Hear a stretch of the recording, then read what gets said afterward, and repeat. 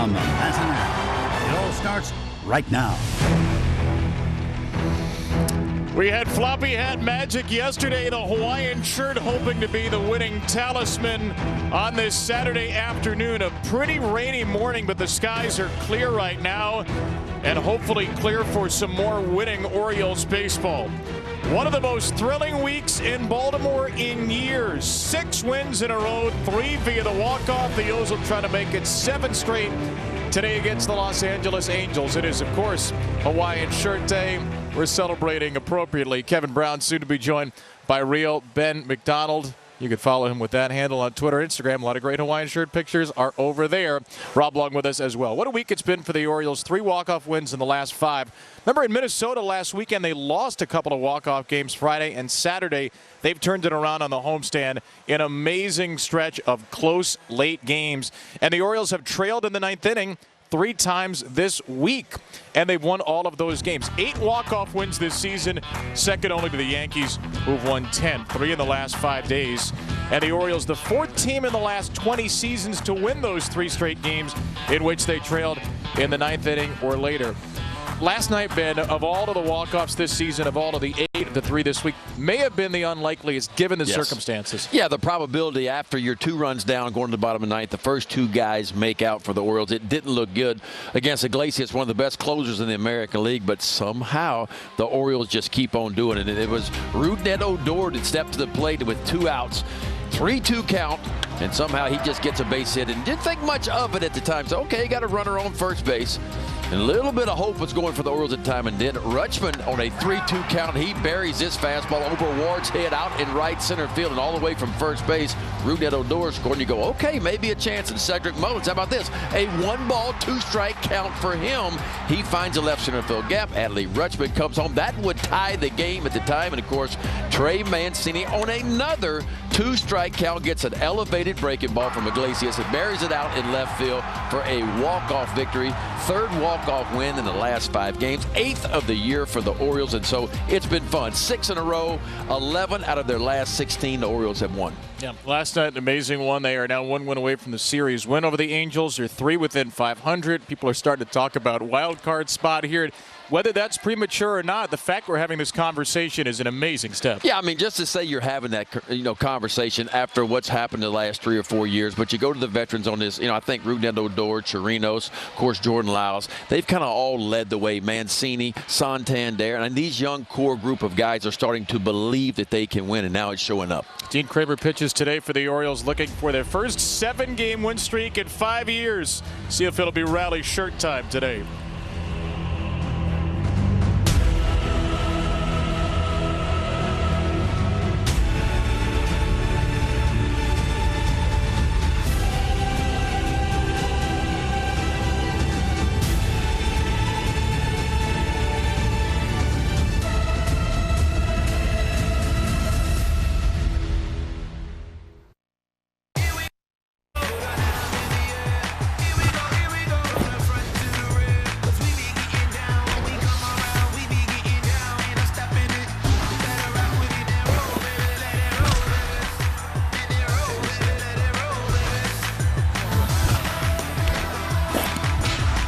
Watch games and coverage all day, every day, your way on MLB Network.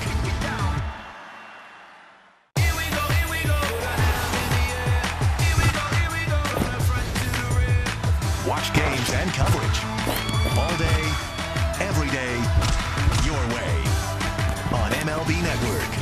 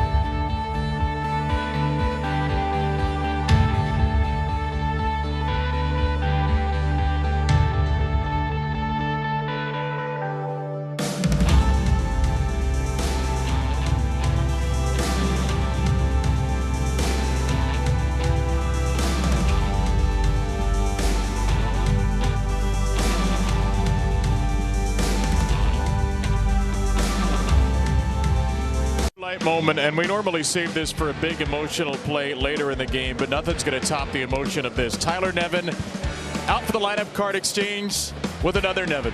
His dad, Phil, back from his 10-game suspension, serving as Angels interim manager. Father and son to step onto a baseball field together for the first time professionally, and they took a picture with the umpires before the game. What a special moment that is for Phil Nevin, whose son Tyler is in the Orioles lineup at third base, batting ninth today. Not normally you see a player in the lineup bring out the lineup card, and here is the lineup card for Phil Nevin. The Angels with Trout and Ohtani driving in all 4 of the runs yesterday, and Luis Rengifo providing a little pop at the bottom of the order. And they will face Dean Kremer, 26 years old, 6'2", 200-pounder, having a really good year, 2-1 with a 2.48 ERA. Began the year on the IL quickly. Seemed like first series of the year he went on the IL, but he's been really good. Had a streak of 22 2/3 scoreless innings pitched at one point. That was snapped his last time out against the Rangers. He gave up 5 in the 5th inning, but boy, the previous 5 starts for Dean Kremer were outstanding. Orioles starters have been so good in this run. Have allowed 1 run or less 15 of the last 21 starts. And Kremer, a major part of that, will face Jonathan Villar, who digs in. Shin guard, elbow guard, all the guards on. Kremer to Villar for the Orioles' 86th game of the season. It is underway with a swinging strike 1.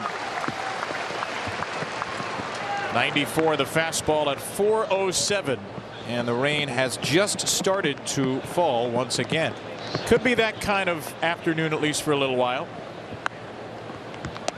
Expectation is we're not going to get super heavy stuff on a 71-degree 4:07 day. A lot of rain in the morning. Forecast was not good, but we were able to start on time. 0-2. And Villar fouls a fastball away. So fastball, changeup, and then fastball to the upper part.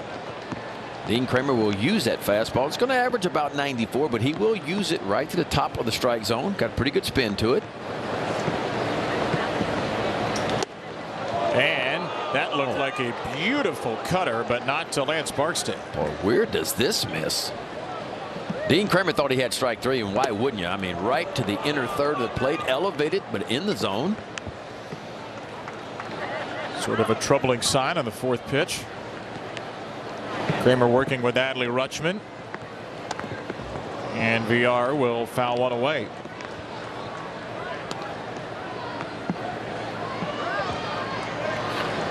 Three hits in the series, 4 strikeouts, 1 error. Been an eventful couple of games for Villar, who came to the Orioles in 2018 and played all 162 games for Baltimore in 2019. Has been with the Marlins, Mets, Cubs, and now Angels since then.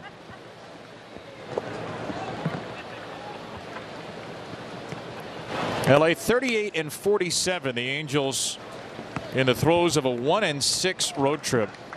After a 24-13 start to the year, Joe Madden fired near the end of a 14-game losing streak, and Phil Nevin took over.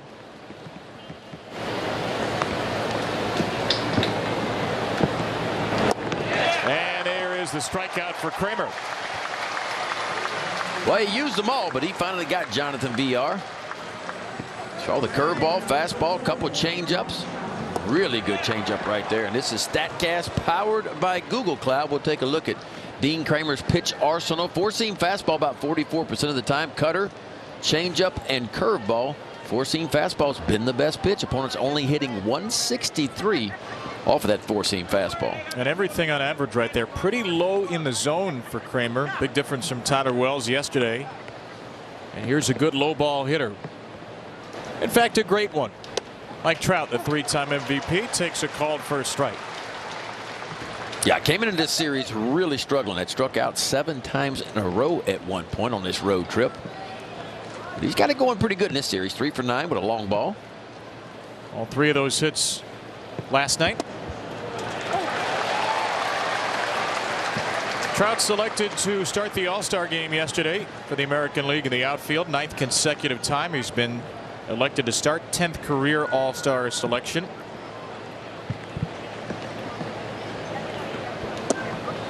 1-2 here. Still one of the beasts of the American League, and against the Orioles, 3 home runs in 5 games this year, 23 in 62 career games against the O's.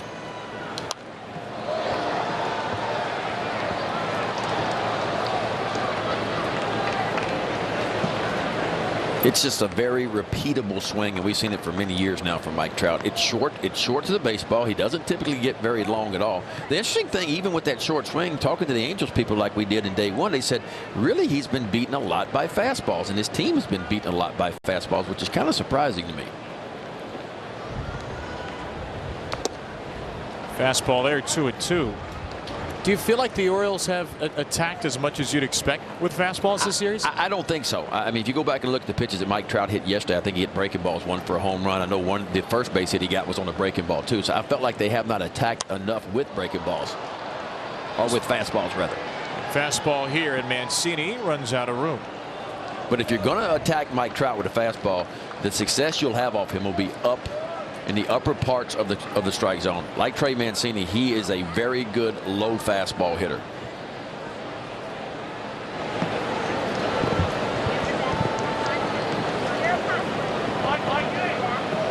Dean Kremer struck out VR on 7 pitches. On the 7th pitch to Trout. Ball 3.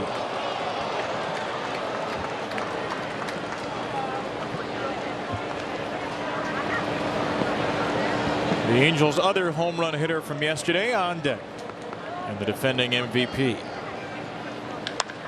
Trout wallops one to center on 3-2, but Mullins is there, and Trout is out.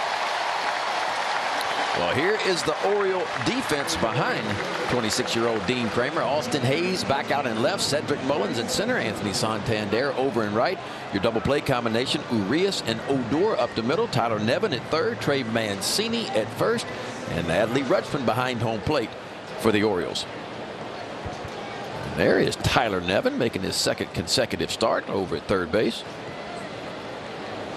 Yesterday, Phil was serving the last of a 10-game suspension, so today is officially the first time a father has managed a game against his son since September 3rd, 2017. John Farrell for the Red Sox, Luke Farrell for the Reds. And right now, Kremer is having a brief conversation with Lance Barksdale. Well, the Orioles ball boys came out, maybe a new rosin bag. One for each pitcher behind the mound. I mean, do you know which one is yours? And are you only allowed to use the one on the left or the one on the right? Or can you use both of them? Is it labeled? I actually never thought of this. I mean, why do we need to? But I think those are 2 different kinds of rosin bags, aren't they? Isn't one more of the powder and the other one's got a little bit more, I'm not going to say sticky stuff, but a little more tackiness to it?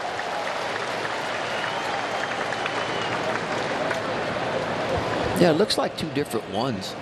One's got that more of what they call the rock rosin in it, and one's more of the powder, I would call it.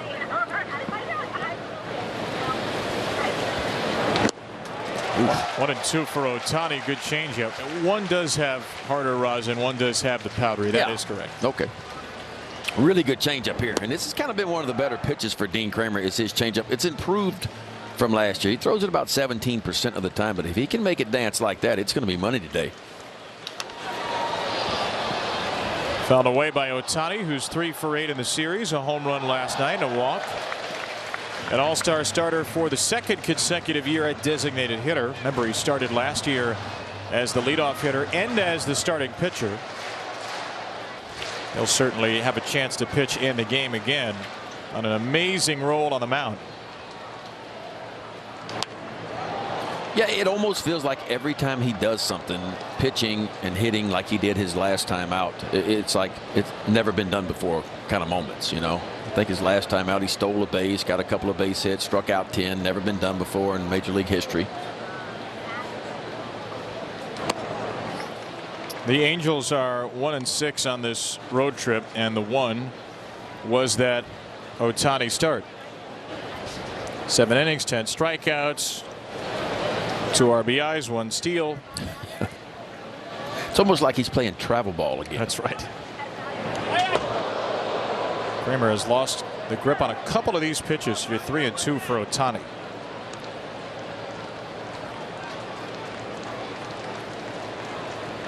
Three for 5 with a home run yesterday. Trout 3 for 5 with a home run.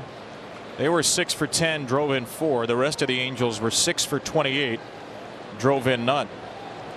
8th pitch of this at bat coming, so pitch count up to 22 for Kremer. And Ohtani will spoil it. So that's 7 pitches to VR, 8 to Trout, and now a 9th coming to Ohtani. Could face the minimum and still throw 24 or more pitches.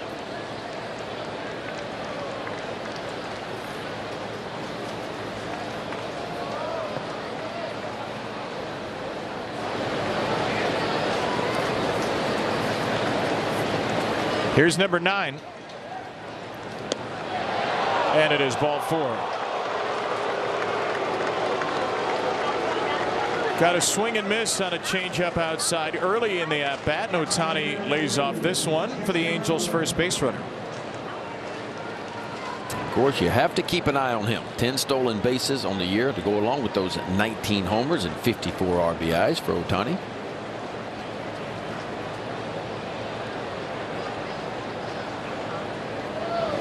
That will bring up Taylor Ward.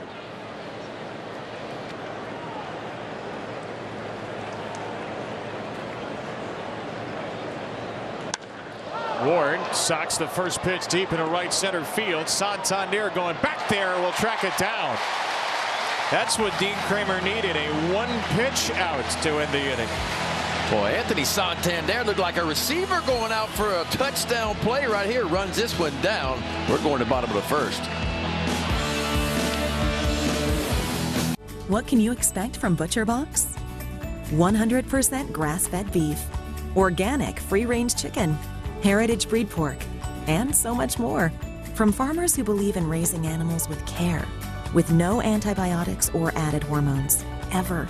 All with free shipping right to your door. Together, we can make a difference, one meal at a time. Get free bacon for the life of your membership. At Boll & Branch, we don't make bedding like everyone else. We make it better. We prioritize thread quality, not thread count. We source the finest 100% organic cotton to make the softest, most luxurious fabrics on earth. We're free from toxins, the way home should be. Boll & Branch is made different, so you can sleep better at night. Experience the difference at bollandbranch.com.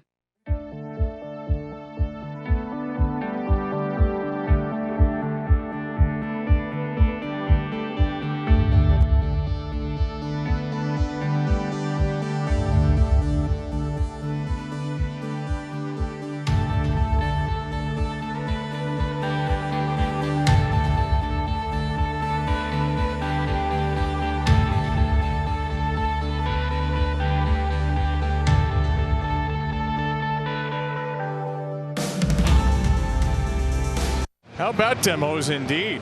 6 in a row for Dean Kremer's Orioles. 3 walk-offs in the last 5 days. They would like a laugher today. They'd like to win 9-0 or 11-2. They'll try to do so behind this lineup. 4th-year manager Brandon Hyde puts it out at 41 and 44. Rutschman, Odor, Mullins with big ninth inning hits last night. Trey Mancini the walk-off, a 7-game and a 15-start hit streak now for him. Well, if they're going to put up a lot of runs, they're going to do it off a pretty tough customer in Patrick Sandoval. 25-year-old left-hander has been really good this year.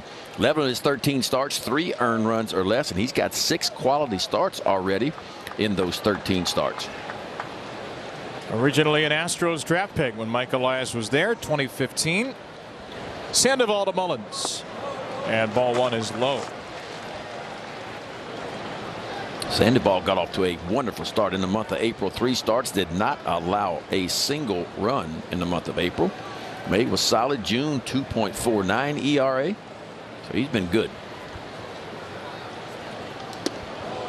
2-0 for Mullins. With the Orioles down to their final strike last night, Mullins singled in the tying run. One of 3 straight Oriole batters who were down to their final strike before Mancini in a tie game singled with 2 strikes. There's a wayward slider from Sandoval. Gets a lot of swings and misses, notably on his slider, changeup, and curveball. Those 3 pitches, all swing and miss rates of 39% or better. Big problem with him, and you see it right now, is command. 32 walks, 70 innings for the 25-year-old lefty. Yeah, his last time out, one of his worst starts of the year. Did tie a season high with 9 strikeouts, but against the Astros gave up 8 hits and 5 runs in just 5 innings of work.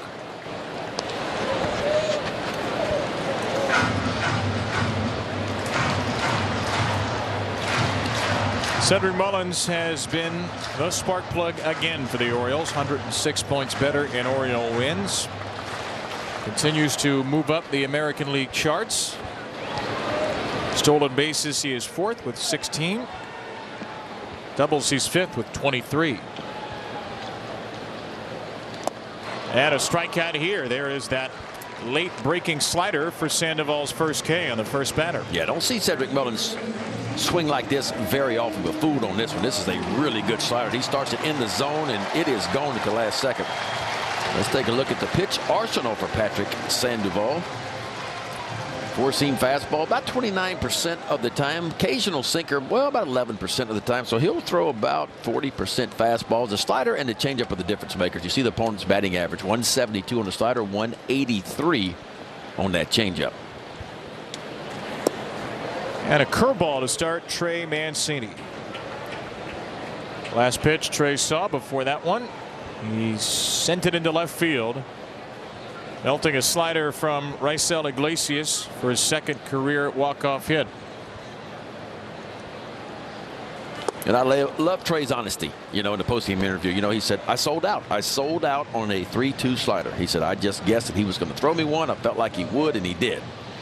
And lucky for Trey, it was not a great slider set right in the middle of the part of the plate, but the fact he's thinking like he's thinking tells me a lot. He saw it early and just laced it to left center field for the walk-off, the 2nd walk-off of his career.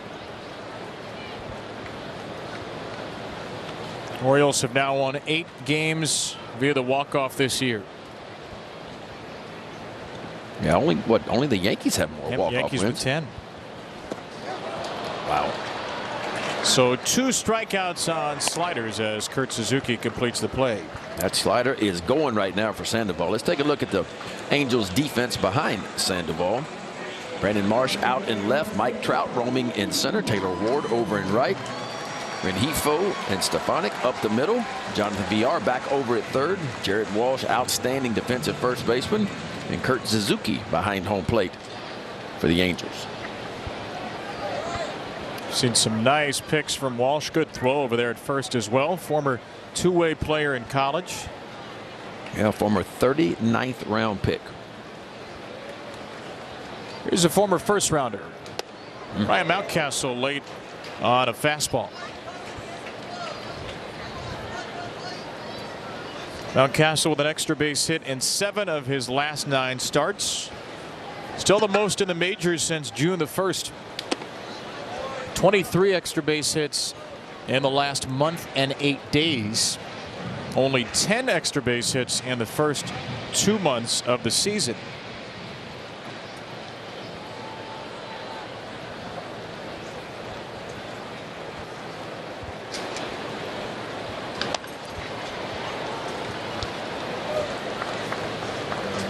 Orioles 10th in the American League, 4.1 runs scored per game.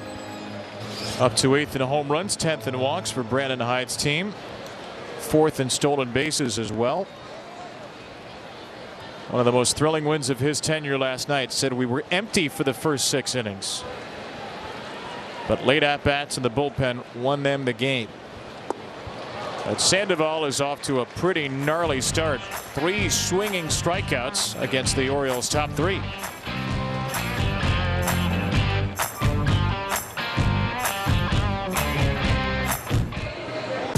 Retired MLB pitcher CC Sabathia is old school. His son Karsten Sabathia is new school.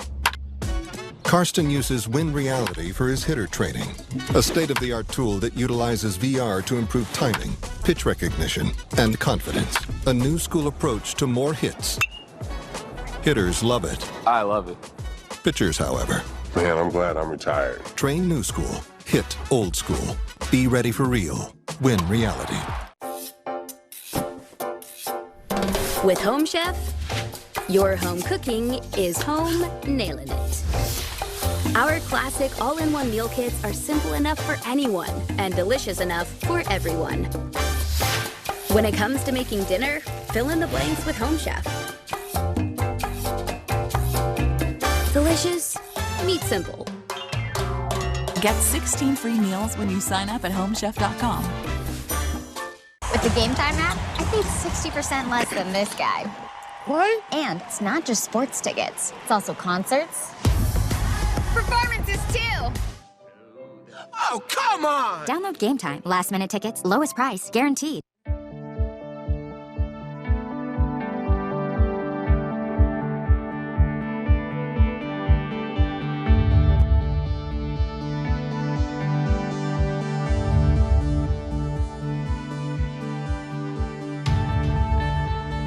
Had a quick start this season. Minimum 20 innings pitched. Innings 1 through 4. Nobody has a lower ERA than Kremer. 1.13 in the first 4 innings. In his first 6 starts of the year, ahead of the best pitcher in the National League right now, Sandy Alcantara. Yeah. Well, that's exactly what he did his last time out against the Rangers. He goose eggs through 4, and the Rangers got to him for 5. 5 consecutive starts. He's not allowed to run in the first 4 innings. Last Oriole pitcher to do that was Miguel Gonzalez in 2014. Kremer can hold the Angels off the board through the first 4 innings today. That would be 6 straight starts without allowing a run in the first 4 innings.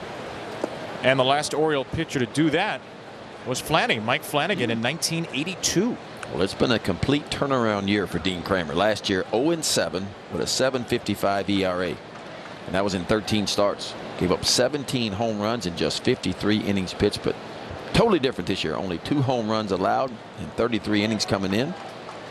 Opponent's batting average is really good. And throwing more strikes. That seems to be the key for him, like it is for a lot of the Oriole pitchers. Attacking early, putting hitters on defense right away, and being able to get to your secondary stuff. Lance Barksdale will clean the plate off on what is a drizzly day. Feel in good shape. Tarp was removed about an hour and a half before game time. 3-0 for Jared Walsh. And a strike. 1 for 7 with a walk for Walsh in the series, and a pretty difficult month for him, as it has been for many of the Angel hitters.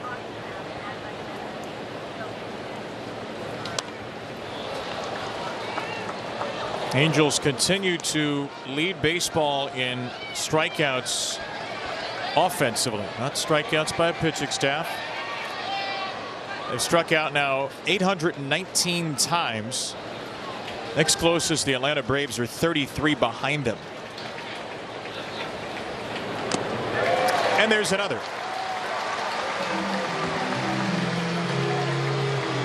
Yeah, and what's crazy about the Angels is through May the 24th, they were averaging 4.8 runs per game is what they were doing. That's towards the top of the American League. But since then, it's been totally different. They're averaging right at about 3 runs per game. If you take it a step further, their last 13 games, they're 4-9, averaging 2.7 runs per game in their last 13 games. 2 strikeouts for Dean, and he hit Michael Stefanik in the helmet. And Stefanik will pick up the helmet and say it's okay, and head down to first quickly.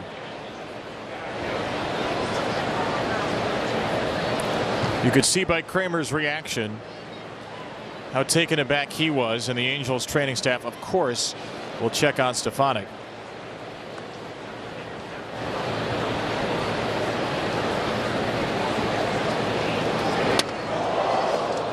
Well, it looked like a fastball. It just got away. I don't think it's a backup cutter or slider. You see, Rutschman was set up on the inside part. It was definitely supposed to be fastball in on the inside part of the plate, but well up and in. Stefanik, you see him at the last second able to turn his head and kind of take it right above the ear hole.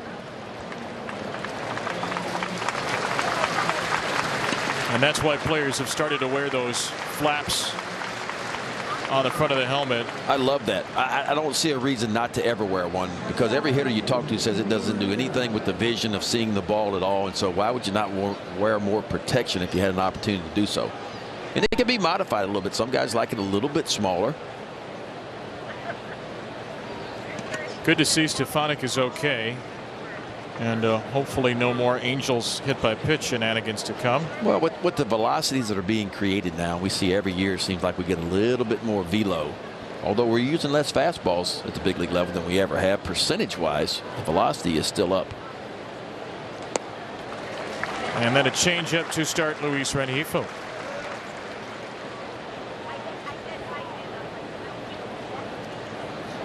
Eight-game hit streak now for Rengifo, who had a single in each of the first two games. Angels desperately searching for depth somewhere in their lineup.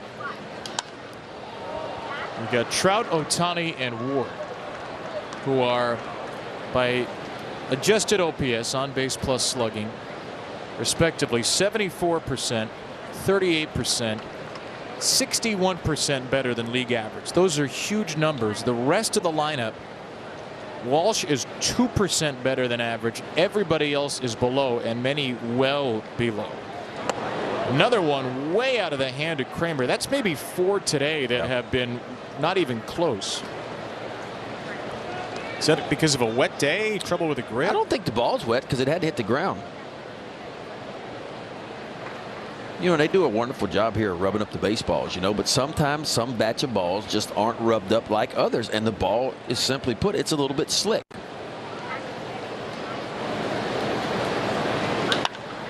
Rengifo into right field here. A 9-game hit streak for him. Santander a little bit late to get it, and Stefanik will test him and go first to third. Now Rengifo is hung up in between. He will return to first. But Anthony Santander waited back on that baseball, and Stefanik did not wait back on the base pass. Yeah, really good read by Stefanik. Nice base hit out to right field. Watch Anthony Santander right here. He retreats just a step or two, and Stefanik reads that right away, takes an extra 90 feet. Ball kicks by Nevin. Rengifo thought about going to second base, but backed it back down to first.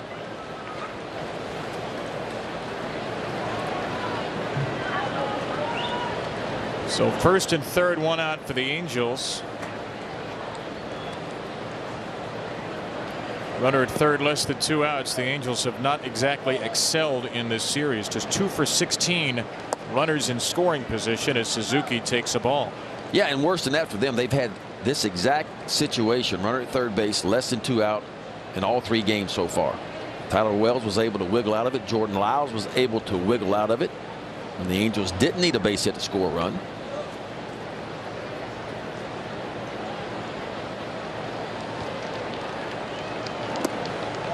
This is actually the 3rd time all in the 2nd inning in this series. Right.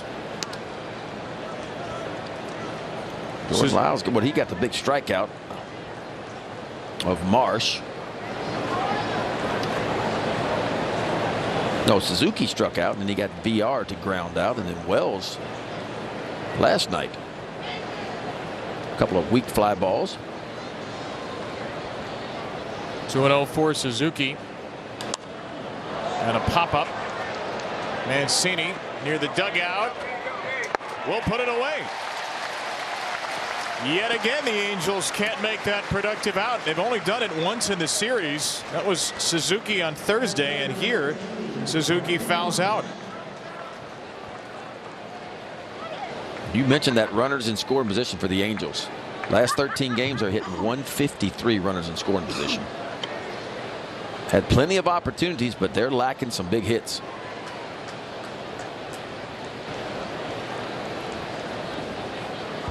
It's going to be up to Marsh now in the 9th spot. 2 hits, 3 strikeouts in the series.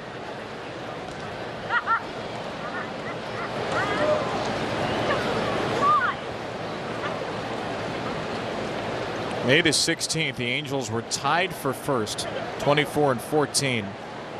About 7 weeks later, they are 18 games back of Houston. 7 games out of the wild card, 18 back of Houston. And Marsh just plain dropped the bat.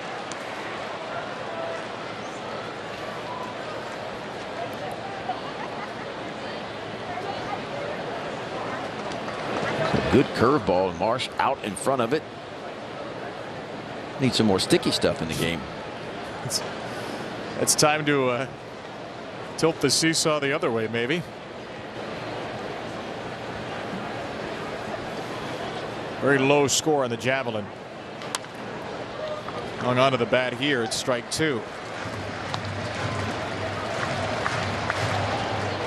Brandon Marsh, as he's gone, so go the Angels. That's pretty much the story of LA's season.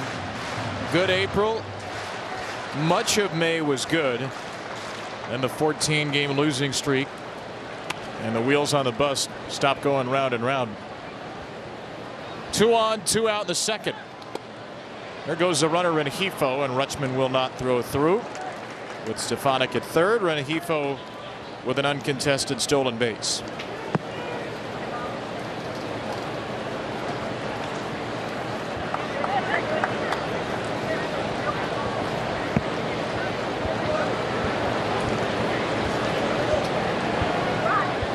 What do you like here for Dean?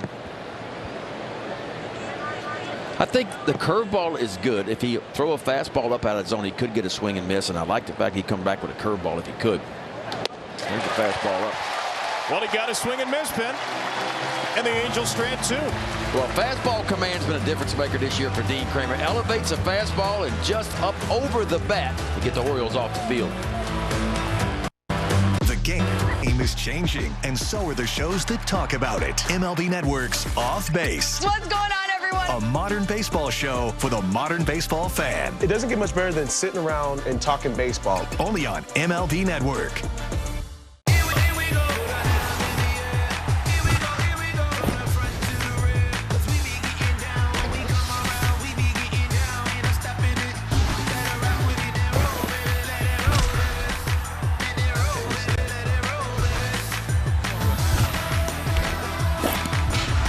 Watch games and coverage all day, every day, your way on MLB Network.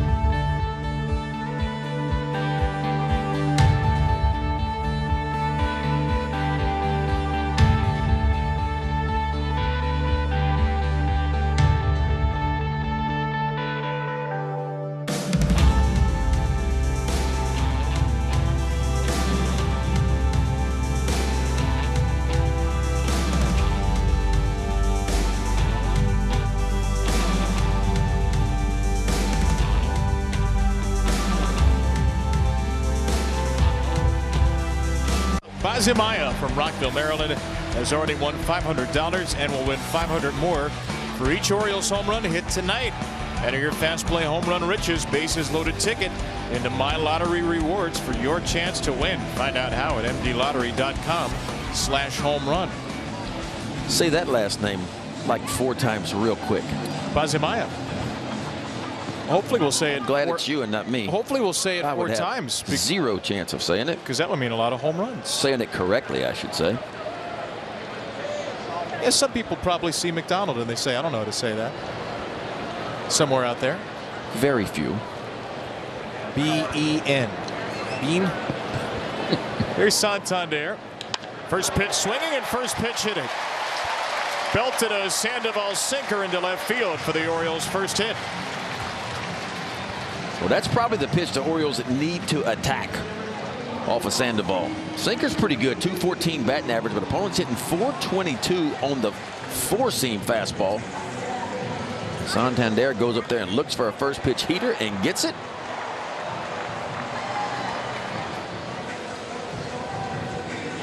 Anthony on base twice in 4 of the last 5 games. 4 of the last 5 games he's reached base twice in the game. 3 2-hit games, a couple of walks yesterday.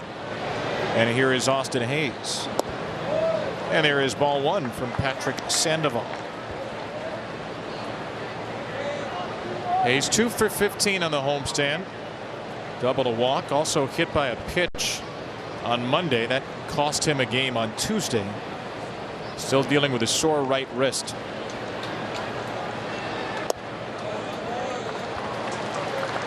Austin has not been on the injured list this year, but he has suffered a couple of injuries to the left hand, to the right wrist, which is not taped up, but has the sleeve extended over it.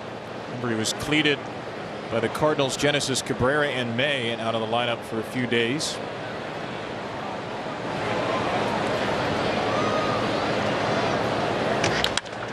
A ground ball to short here, should be 2. Is 2. Rengifo, Stefanik, and Walsh. Yeah, perfect double play ball. Stung hard by Austin Hayes, but unfortunately right to the shortstop Rengifo. A nice underhand feed over Stefanik, who has plenty of time to complete the double play. Angels tied for 8th in the majors, 71 double plays. Orioles tied for 6th coming into the game. The Angels have just tied them with their 72nd. Adley Rutschman was right in the thick of the Orioles' big 9th inning last night. It was in a game he did not start.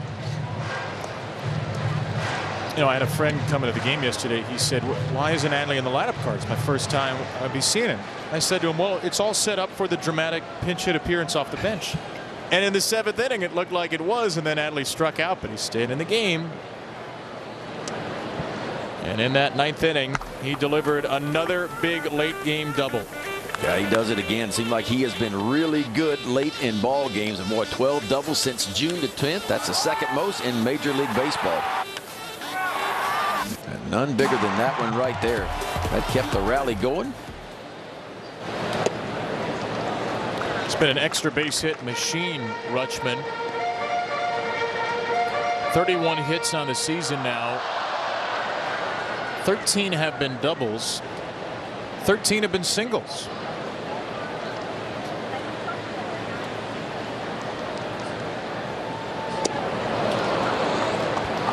Really good changeup, fastball count, 2-1 count. Sandoval takes a little bit off.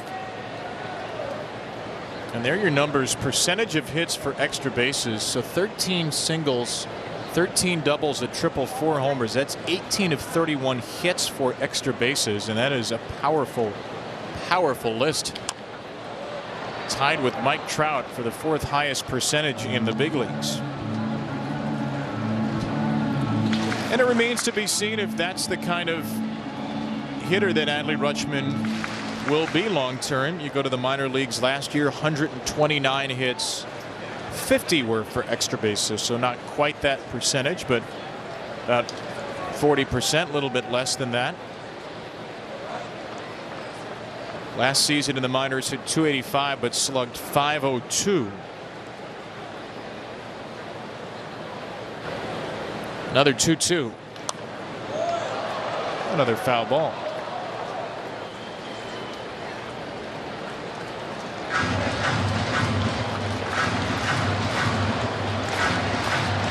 There's Ramon Urias waiting his turn.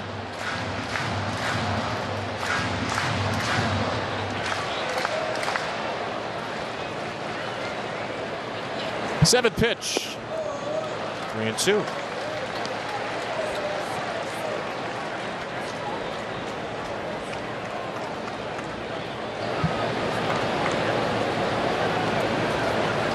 Four home runs for Rutschman. They've all come from the left side of the plate.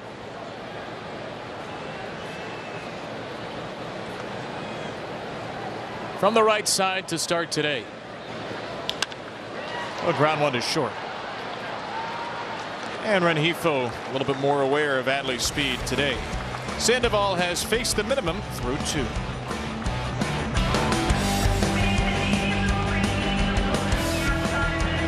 It's the ultimate power hour. Quick Pitch takes you around the league. Things are heating up. For every must-see moment from the majors. The defending champs are doing what they do best. Quick Pitch, late nights and every morning, only on MLB Network. Today, I consider myself the luckiest man on the face of the earth. Jackie Robinson, 13 home runs into the left field stands. Here comes Roger Maris. There's a new home run champion of all time. I don't believe what I just saw. Cal Ripken Jr. has reached the unreachable star. This crowd on its feet and in unison. This one has a chance. Home run. All right. Now, come on over here, section 52. Line's not very long right now, but this is a very popular spot, right? It is very since this is actually the first season they started with this. So it's been ongoing since. Ben, Kevin, I have mine now. I hear you're getting yours as well, but I'm going to get it before you get it. Come see me. I got you, Ben and Kevin. Back to you guys. There's more to baseball than just the game. Who's the biggest jokester in that clubhouse? MLB Network's Off Base, the show that talks about baseball and everything around it. The sky's the limit. That's why we love this sport. Off Base, only on MLB Network. Join Kevin Millard. I'm just a dude that loves baseball. And Steven Nelson. I'm nervous as hell, man. On a quest for legends worthy of the sacred prize. You thought I lost my mind, but it's unpredictable baseball coverage that will have you on the edge of your seat. For my nonprofit. This looks so good. We're going to tear into this in about a few minutes, all right? Now, come on over here, section 52. Line's not very long right now, but this is a very popular spot, right? It is very since this is actually the first season they started with this. So it's been ongoing since. Ben, Kevin, I have mine now. I hear you're getting yours as well, but I'm going to get it before you get it. Come see me. I got you, Ben and Kevin. Back to you guys. We're going to come see you. Rob, you're not going to get it before we get it because I already got it. Sitting right here. I've got the All-American tenders, cheese sauce, applewood bacon scallions. You got what, Capital City? You got the Mambo sauce? Yeah, a little spicier for you. Here come the memes. No complaints there. That bite tastes just like another one. That's so good. Full disclosure here. Strike one to VR. Full disclosure, I've been to the hot corner a bunch this year. Often I eat the press food, often I bring my own food. I like to mix it up. Sometimes I go down to the concessions. Typically I go to the hot corner. I've had the Mambo ones you had. I love the sauce. And I've had the Buffalo. This is my first time with the All-American. With the bacon, cheese, and scallions. Yeah, pretty good. Pretty good. So Orioles.com/eats. That is the link if you want more information on some of the awesome new food items this year, many of which we've showcased on camera, and many of which we will continue to showcase during the breaks as we shove as much food down our gullets as we can in a couple of minutes. Right now, VR, who is 1-2 against Kremer, Trout and Ohtani to follow in this scoreless game.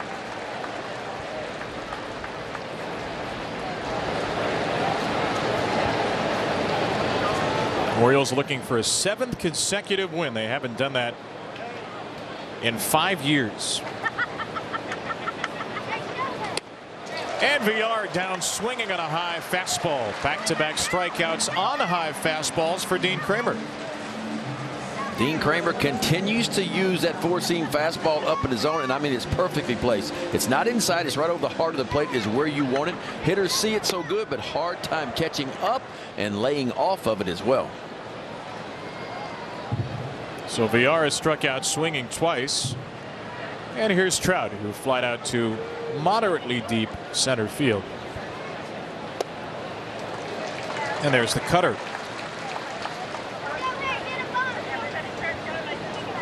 It's interesting with Kremer, he's thrown the cutter more this year. Even though Brandon Hyde felt like Kremer could get a little cutter happy at points last year. But the pitch mix has been more effective, even though his fastball usage has gone down 12%. His cutter usage has gone up about 58%. Yeah, and what's even odder is even though the fastball usage has gone down, it's been his best pitch this year. Last year, it was not his best pitch. Opponents hit very high off the Dean Kremer fastball. So it really boils down to a better pitch mix, but I think even more than that, it's being able to command the pitches that he does have. If you'll watch him pitch now, not very often is he in the middle part of the plate.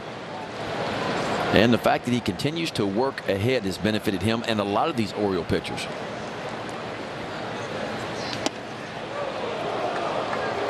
Big difference on the cutter this year. The league is hitting 300 compared to 240, so 60 points better, but the slugging percentage on the cutter has dropped by 150 points. No home runs allowed on that pitch. Well, he said about 3 starts ago he kind of figured out a little bit different grip, and he's starting to stay on top and behind that cutter a little bit more and getting the shape that he wants, a more consistent shape, a little more vertical, and he still wants the horizontal movement, the kind of side to side movement, but he's looking for a little bit more horizontal out of it too, and he seems like he's found it the last 3.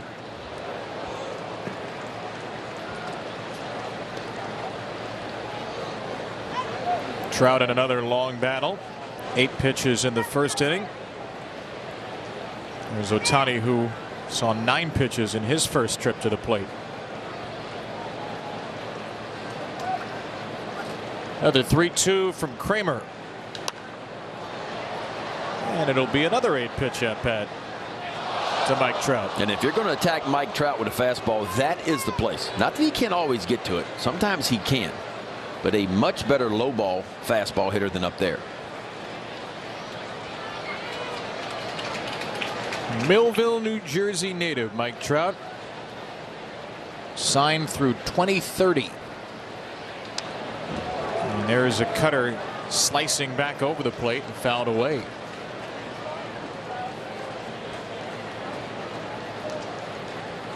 Just 36 games this season ago, so maybe some folks in the league forgot what sort of a superstar Mike Trout is. He's been healthy this year.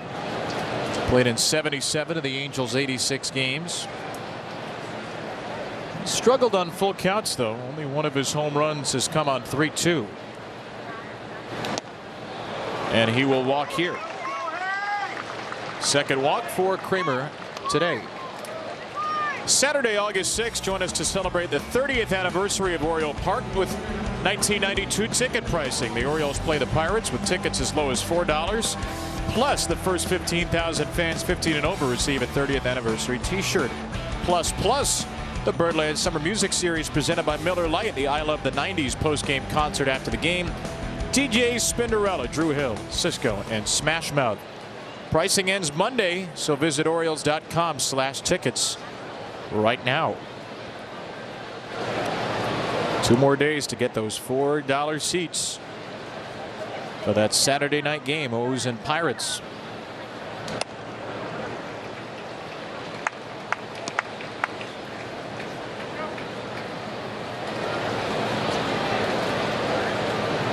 One on, one out for Ohtani, who walked on 9 pitches his first time up.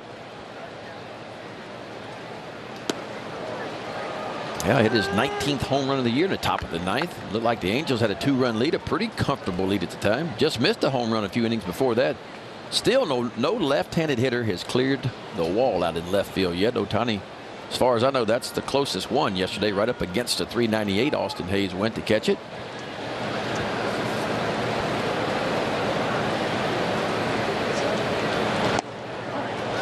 2-0 cutter is in there.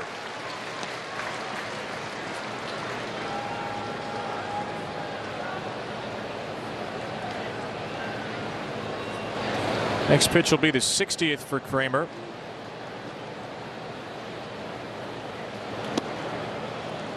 Threw 92 pitches in 4 2/3 his last time, and he did battle some up and down command Monday against Texas. Threw either 17 or 18 pitches each of the first 4 innings. Got through it without a run.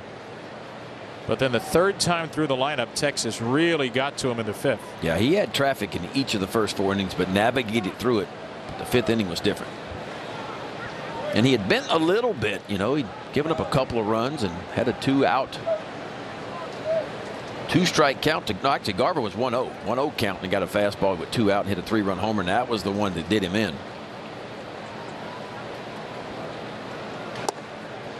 That's a strike for Ohtani.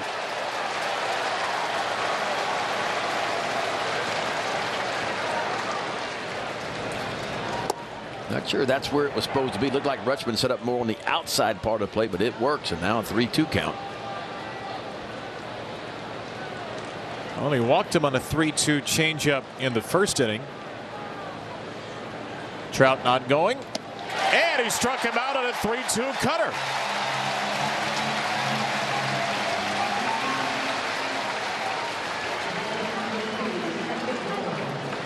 Dean Kremer's got the strikeout pitch working, some elevated fastball, but this is a backdoor cutter that's elevated up out over the plate, but it's a swing and a miss for the 5th strikeout of the day for Dean Kremer.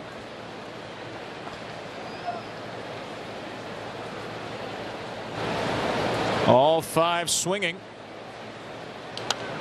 And now strike 1 to Ward.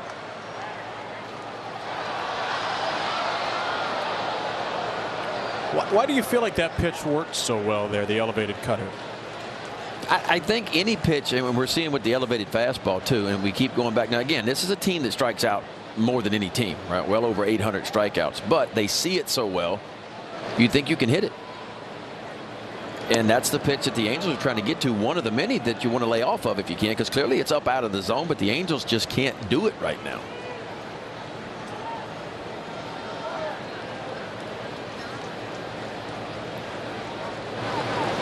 And if you don't have to throw a strike, why would you?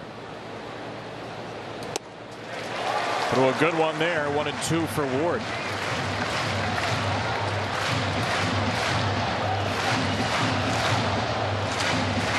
Number 5 straight starts where Kremer has not allowed a run in the first 4 innings. Gave up 3 in the first inning to Cleveland on June the 5th. Nobody's touched him in the 3rd this year. 2-2.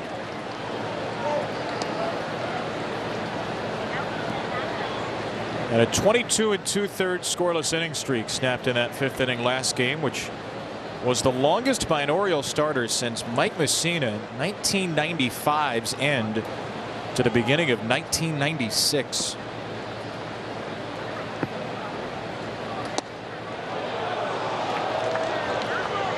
Last Oriole pitcher with a scoreless streak of at least 22 2/3.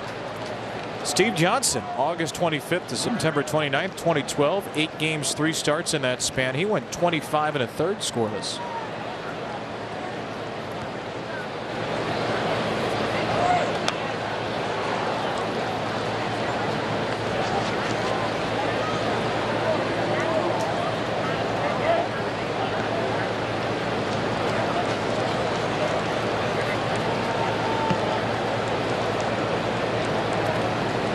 Mike Trout picked up his first stolen base of the year yesterday.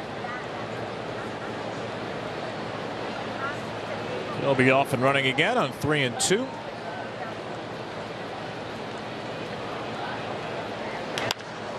And a ground ball slammed to third. Nevin from the glove to the hand, and a strike to first. Take that, Dad.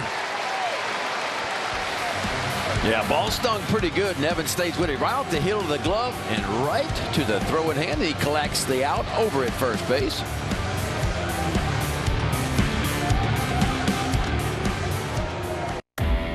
Every time he takes the field, he competes not only against the other team, but against the toughest adversary, himself. MLB Tonight, where the best outdo their best on MLB Network.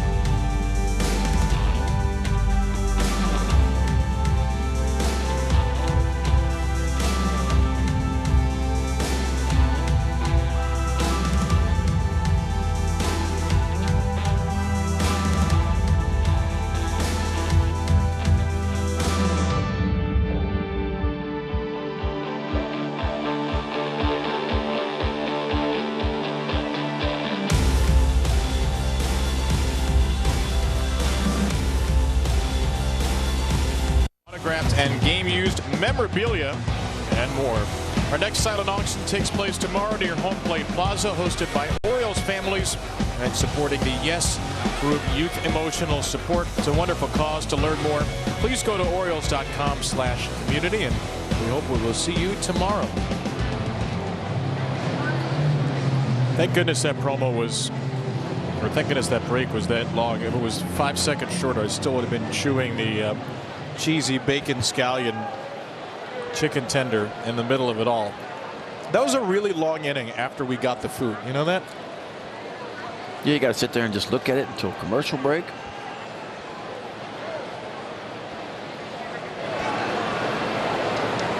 Have you noticed recently, and we've been living large, I don't want to complain, we're having a great time, but I don't know if you noticed, it feels like every time we get the food it's a long inning, and then every time we have a guest up for an interview it's pretty short. It's like a 2-pitch inning.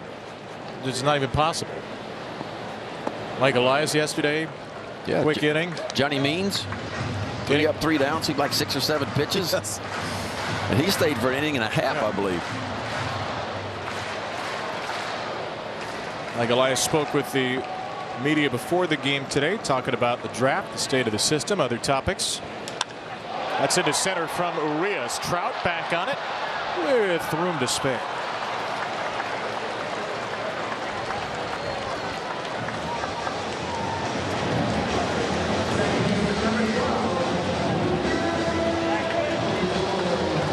Yeah, it was like a State of the Union address, but it was good. Some information in there. What did you learn from Mike today? Well, I heard him talk about the minor league system again, you know, which we know it continues to climb, and some stars down there for sure. And I don't think we're any closer to trying to figure out who's going to be the top pick. I think there was some good questions about potentially the second pick and some of the pitchers that could be out there. And is this the year to maybe look for a starting pitcher, look for an arm that potentially may be out there, you know? And it sounds like they're just really starting to dive even deeper into it. Said some of the guys have been working on it obviously for a long time, but I think a lot's going to happen here in the next few days with negotiations and as they get together. They said they hadn't had their first big meeting as of yet, but I'm sure it's coming.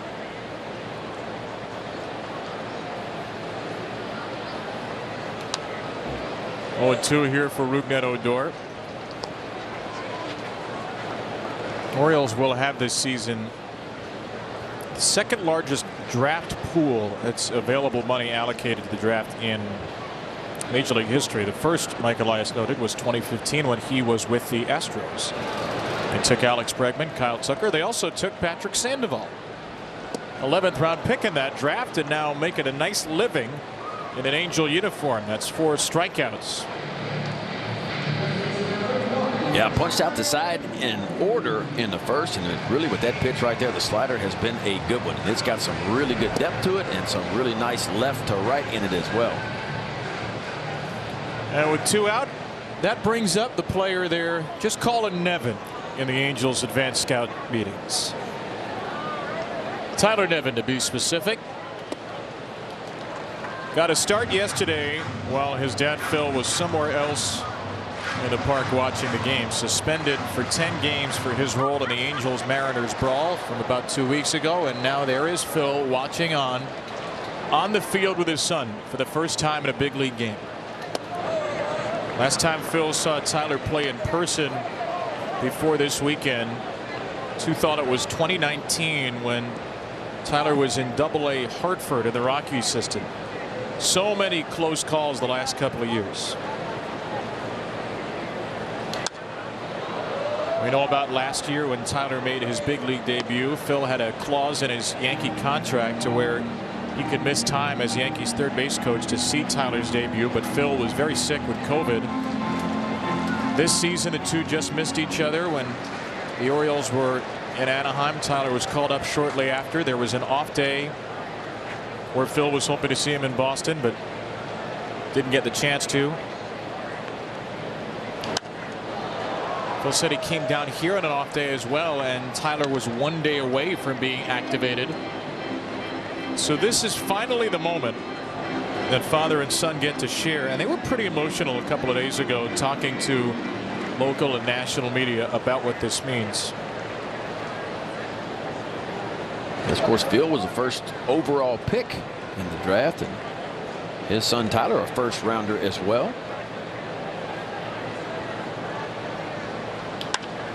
Into center field, and Tyler Nevin beats Dad's team with a 2-out single.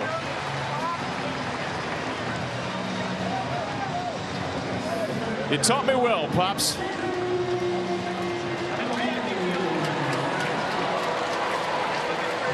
Looked like a change-up, all-speed pitch, and Tyler Nevin just puts his nose down and just keeps the body from drifting out in front, and the bat follows it. Well, Tyler was 0 for 3, 2 strikeouts yesterday, but he was just saving the hits for today.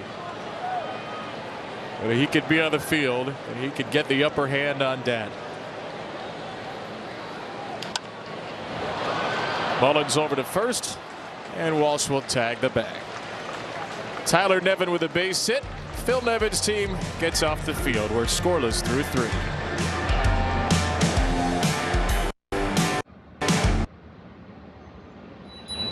Hey, it's me. The summer breeze. I just flew back into town. Let's get outside.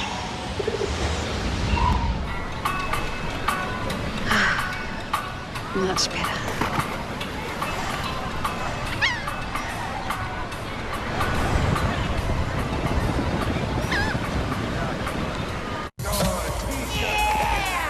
Nice. What?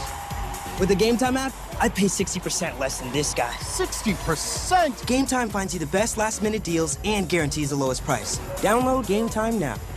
Nice shirt.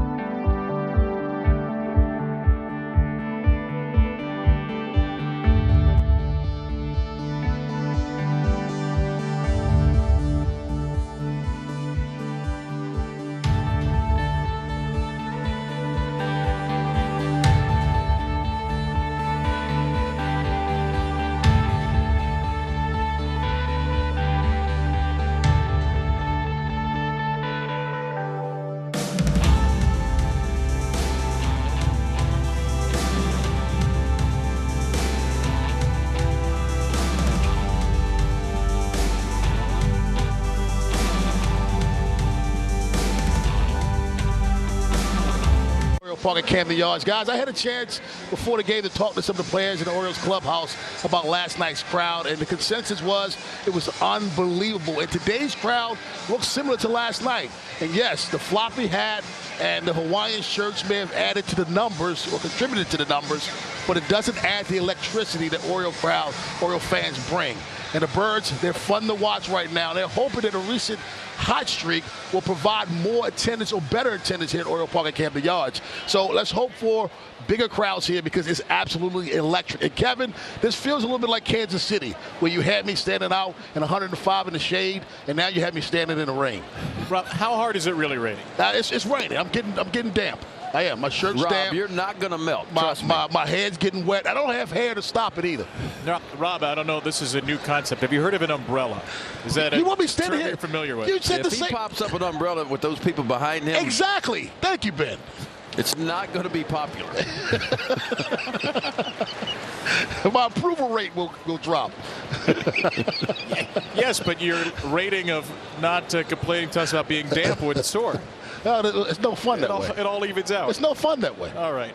Well, stay dry one way or another.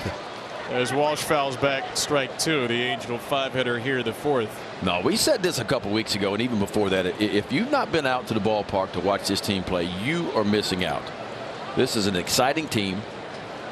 It just keeps coming. They just keep coming. And there's a strikeout of Walsh, number 6 for Kremer today, and they've all been swinging. Yeah, another elevated pitch. Having a lot of success right here, right up in the zone with that four-seam fastball. It's a low release point from Kremer. Almost gives the appearance of the ball's actually rising, but it's not. It's just staying on plane a little bit longer.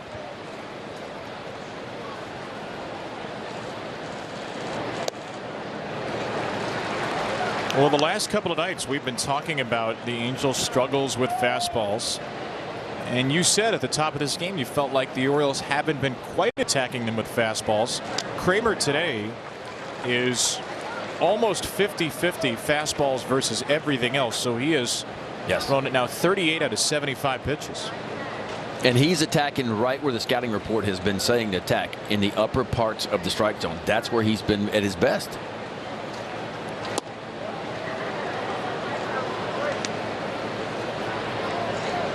.38 fastballs. The Angels have only put 4 in play, and they've swung at 20. A lot of whiffs, a lot of foul balls.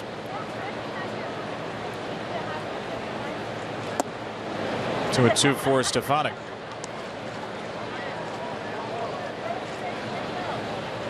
Michael was hit by a fastball his first time up. Got drilled in the helmet right near the ear flap. And he lines one here over Mancini and toward the right field corner. Santander is to it, and Stefanik puts on the brakes at first. Well, Rob was talking about the great attendance the last couple of nights. All sorts of terrific deals, including our $10 Utah Street bleacher seats every home game, Monday, Tuesday, Wednesday, and Thursdays this season. Utah Street bleachers out in center field, a great view of the action. Easy access to Boog's Barbecue, the roof deck, the kids corner, and so much more. Buy your tickets at Orioles.com/tickets. Well, this is a good example of executing a game plan and not getting it where you want it. See, Rutschman got the target up. He wanted it just about helmet high, but instead it's more down the middle, and that's the difference, right? Maybe a swing and a miss versus a base hit.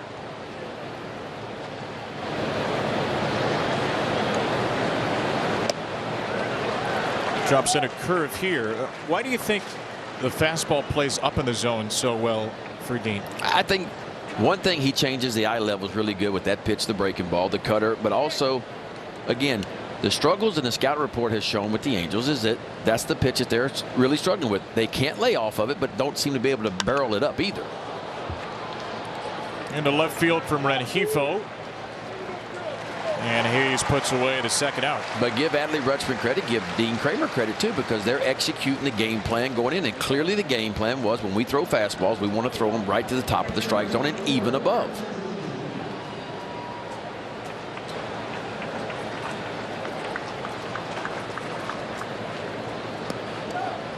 There's always a pitchers meeting. The first game of every series, there's a pitchers meeting when all the pitchers get together, all the catchers, the coaches, and you talk about each hitter on the opposing team and how, you know, you want to attack them, what their strengths are, their weaknesses, how they're hot or cold right now.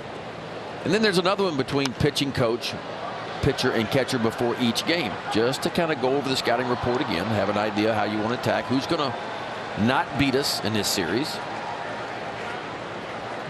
There's Mike Trout on the iPad. He's probably looking at his 2 previous at-bats.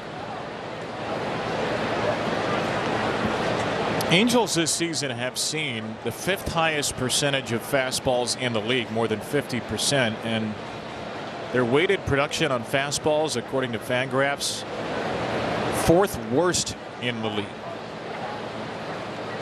Takes into consideration hits, extra base hits, swings and misses, basically all sorts of results.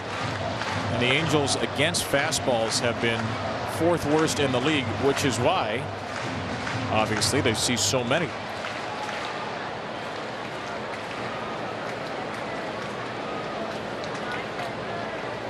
Does it give the locations like a chart of those fastballs?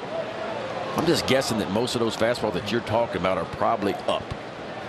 I think that's somewhere in the deep recesses of Baseball Savant, but I've not accessed that yet.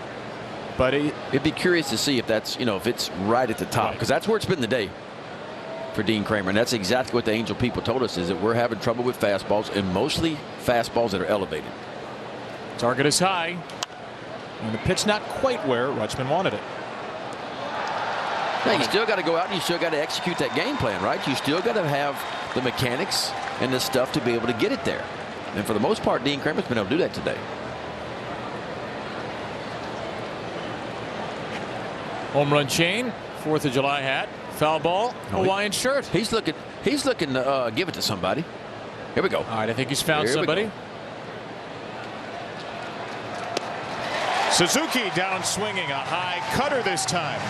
7 strikeouts, 4 innings for Dean Kremer. He ties a career high. There you go. That's how you make a friend at the ballpark. Love it. This is my first time trying on glasses at home. So cute! 5 different frames from Warby Parker. Oh, this one's better. Ooh. Ah. Hey. The virtual try-on is perfect. Like, they look like they're on my face. Like, look at this. Just swipe and switch. These are definitely a keeper. I think these are the one. Ooh, these look good. That was so easy. They make it so fun and fabulous. Welcome to the Aura Sleep Lab. You need a bit more deep sleep. Getting enough high-quality sleep increases immunity. Why? Because sleep helps fend off sickness. A good night's sleep boosts your number of infection-fighting antibodies and cells. And with your Aura Ring, you can learn how to sleep deep and keep your immunity up. It's like having a sleep lab on your finger.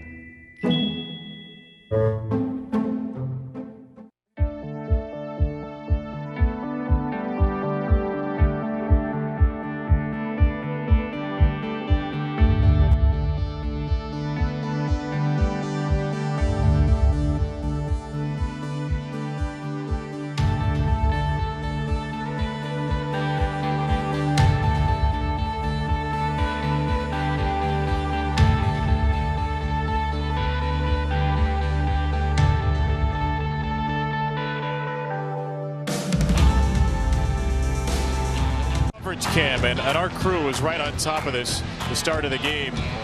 A heated rivalry, real hostilities between dugouts here. Brandon Hyde, Phil Nevin. You talking to me, or are you talking to Tim Buss? Tim Buss, who was the Cubs strength and conditioning coach for 19 years, notably when Brandon was there. That's good, wholesome content. Brandon tried to steal some sides, a little scratch of the nose. There is a lot of real camaraderie and kinship in this game, and I know maybe back in the day you didn't have that sort of thing, but now with players and coaches moving from organization to organization, there is a real sense of joy and shared experience in this game, and that was pretty cool to see. Brandon, who got to catch up with Tim Buss, has had to catch up with him this series. And Brandon's going to catch up with a lot of old friends in the Orioles next series. They'll go to Chicago and Wrigley Field Tuesday, Wednesday. First time he'll be back there as a big league manager.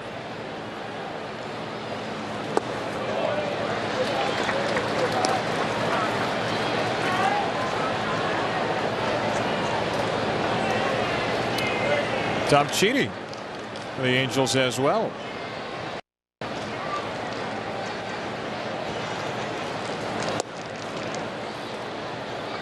Former assistant pitching coach under Dave Wallace with the Orioles. There are a million different connections in this game. 6 degrees of everybody in the big leagues. Open coach with Cleveland and Texas as well.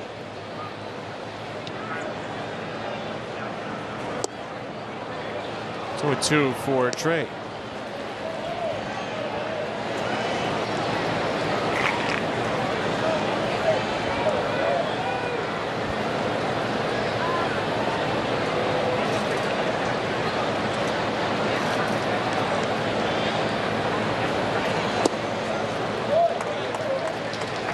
Trey with a strikeout, his first time looking for a hit in what would be a 16th consecutive start. Yeah, I tell you, he's hit everything. Elevated balls, balls down. Had a little bit of luck with some infield hits, but that fastball down, he's been on time, and he's been using the entire field, too, and that's why he has hit like he has recently, and that last one, a big one. Walk off last night on a breaking ball that stayed up from Iglesias.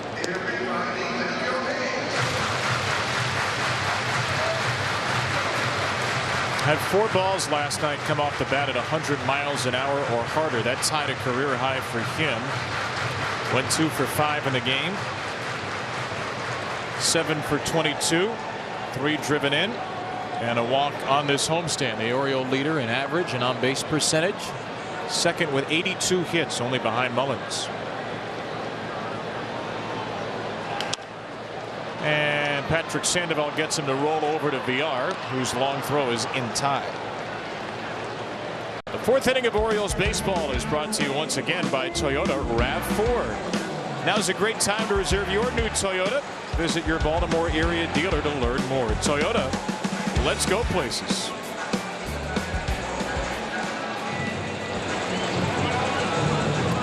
Heavy rain has stayed away, sprinkling at times during this game. Heavy rain earlier in the morning. It did not look good yesterday. And it really didn't look that great this morning. Into left field, that's drilled by Mountcastle for a hit. Got a hanging breaking ball and hung in. Well, this dude here, I'm telling you, he leaves the dugout swinging. And he may be the most aggressive on the Oriole team, and he was like that last year too. He attacks first pitches no matter what it is, and he recognized this breaking ball. And you talk about putting barrel on one, it had a little bit different sound coming off the bat. Swings at the first pitch 49% of the time. Yeah.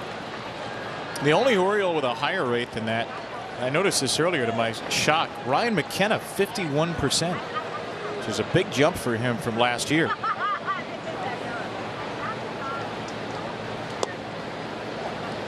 Yeah, and the only reason he doesn't swing at the other 51%, I think, is because they're nowhere near the strike zone the first pitch. Like if it's near the strike zone, and it doesn't matter what pitch it is, he's getting his swing off.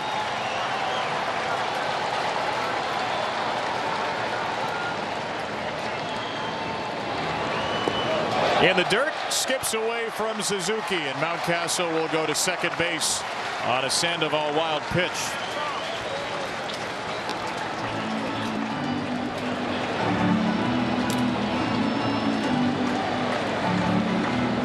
Change up this time, just kind of jerks it to the inside part.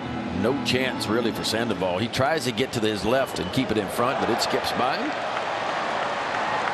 So a runner in scoring position for the Orioles. Those were 5 for 10 runners in scoring position last night. All the damage in the final 3 innings. Suzuki will head out to the mound. Yeah, first time today the Orioles have had a runner in scoring position.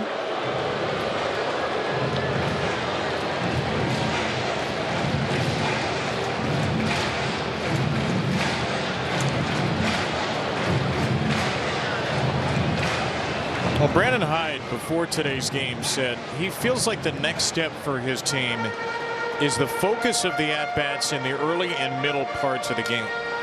Because he said the late at-bat games, he called them unbelievable off Iglesias, but this is where Brandon thinks his younger players need to have a little bit sharper focus to be relentless, not to just get a couple early or more notably a few late, but to get to starting pitchers, to get to the middle relievers. These are the kind of spots where they haven't gained separation.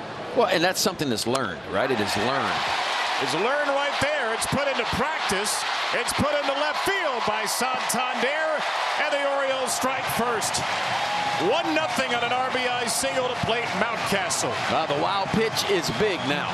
Gifted by Sandoval. Mountcastle gets into scoring position. The first Oriole into scoring position today. And then steps Anthony Santander in a slider that just stays up enough where he can pull the hands in. Look how quick the hands get in. The barrel follows it and laces it out to left field. And that pushes home the first run of the game. Ryan Mountcastle.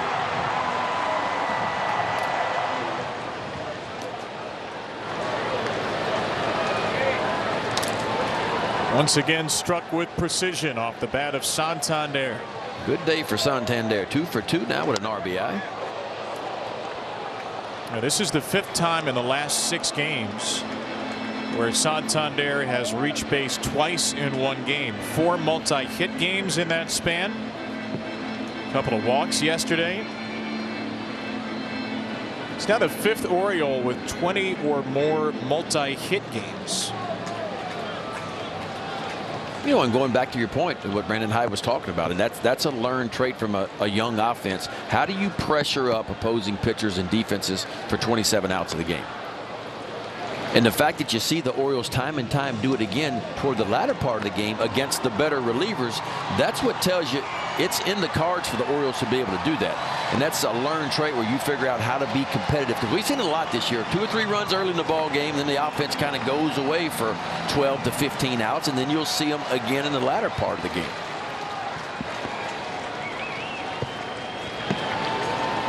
One, 2 to Hayes. Went fishing on a changeup. Strikeout number 5 for Sandoval. Both pitchers got the strikeout pitch working today. Dean Kremer with 7, Sandoval with 5. Watch this ball disappear. In the zone and gone. Really good action. Action running down and away from Austin Hayes. Sandoval can strike you out. 74 strikeouts coming in and 70 innings of work. 2 down, Rutschman batting.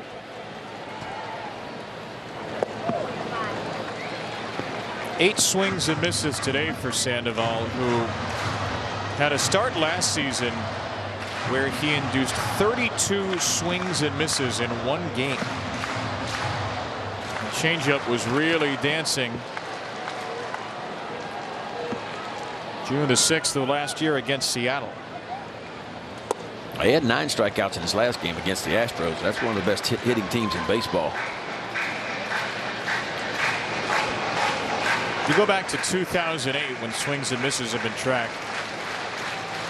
Only Danny Duffy, Clayton Kershaw, Jacob deGrom, and Max Scherzer had more swings and misses in a game than that one from Sandoval. He is behind Rutschman here, though, 2-0. And now 3-0.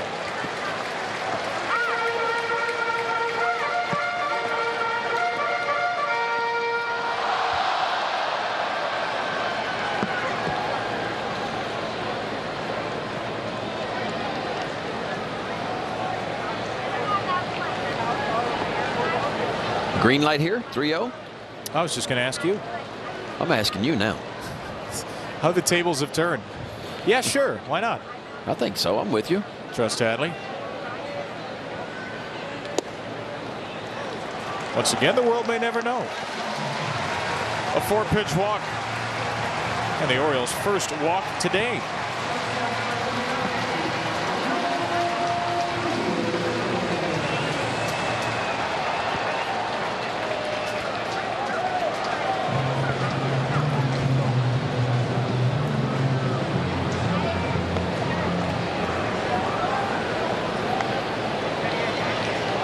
After a 4-pitch walk where nothing was quite that close, would you be a little bit extra juiced up? I wonder what Arias is thinking here on the first pitch. I think so. I think you go look for the fastball.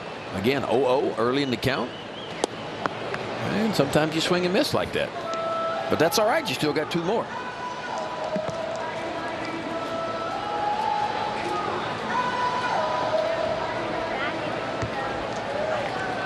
Arias was thinking fastball, it looked like. Sandoval was probably thinking Arias was thinking fastball.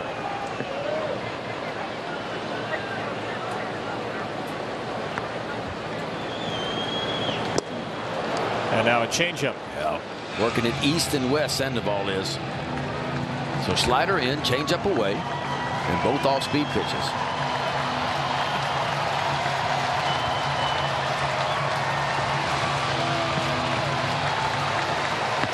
Good to see some of the floppy hats have made their way back to the park today. It's a good combination. Floppy hats yesterday, Hawaiian shirt today.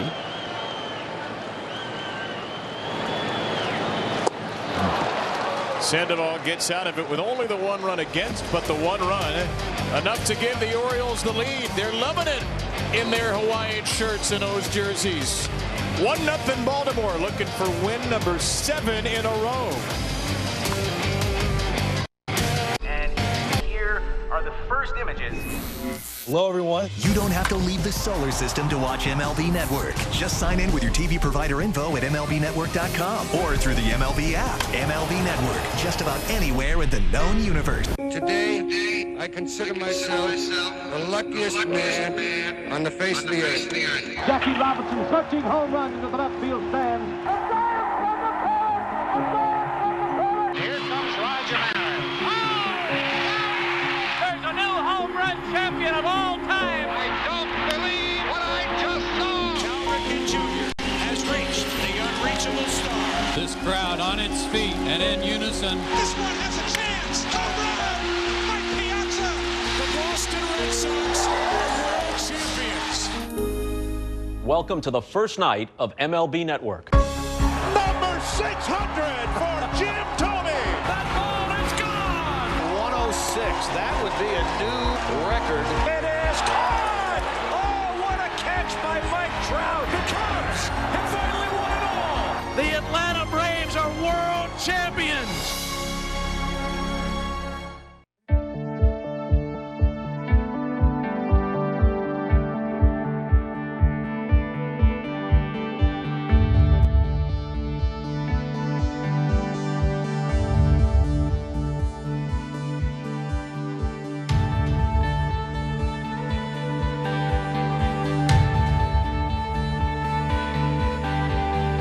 Wonderful memory from Susan Herndon of Hillsborough Township, New Jersey.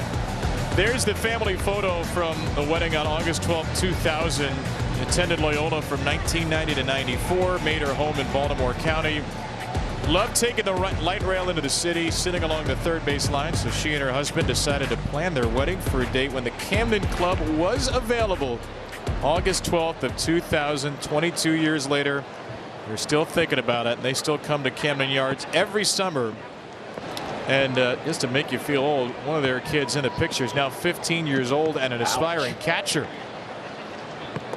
No doubt inspired by that moment and that day on the field. Wonderful day for the Herndon family. Congratulations to them and to all of you who have sent in and continue to send in your 30th anniversary memories. You get married at a baseball field on the premises as well? I did not. You did not? I'm just going to keep asking you facts about your marriage to see how many you get right this weekend. I'm pretty confident she's not listening today. I was pretty confident she wasn't listening last night, and it didn't turn out well for me.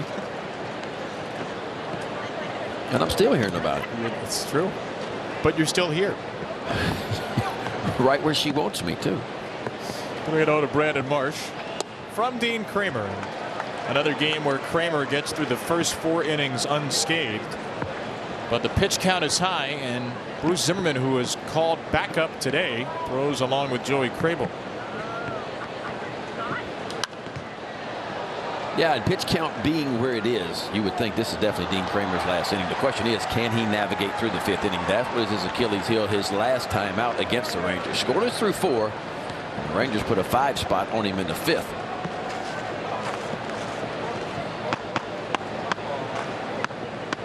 Marsh, the 9-hitter, takes a tight one and a called ball 4.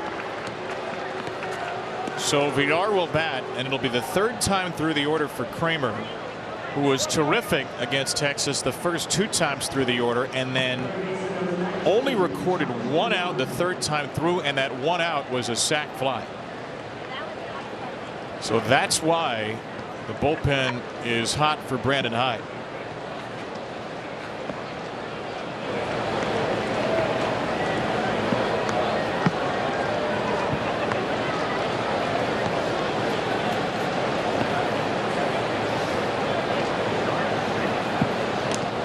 What was the difference to you once Kremer hit the 3rd time through the order on Monday? I just felt like even when the game began for him on Monday, I felt like his typical command that we've seen this year was just not there. Remember, he got himself some pretty good jams, and I felt like he actually got off the hook in a couple of pitches that he did not want to place in the middle part of the plate, and actually got some outs on him, you know. And so I just didn't think he was very sharp compared to where he was his first 5 starts of the year. And I think it just kind of caught up to him. And the hitters saw him for the 3rd time through, which always is a danger time. Now today I think he's been a little bit sharper, and he's really executed the balls in the top part of the strike zone really well for me. He's got to dump some breaking balls in there early and some changeups, but he's really used the fastball up for some strikeouts and the cutter up as well. And I think that's by design. Struck out Villar twice. A bunt shown here and a bunt pushed foul.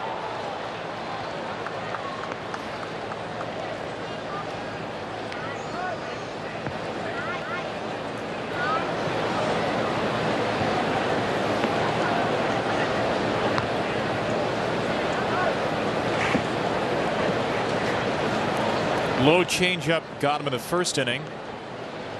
And then a high fastball did the trick for Kremer in the third.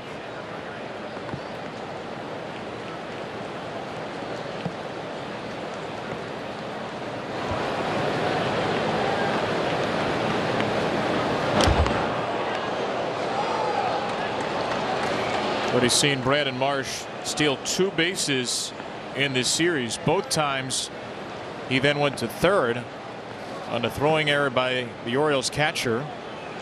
It was Rutschman on Thursday, Chirinos yesterday. 6 for 8 on the year.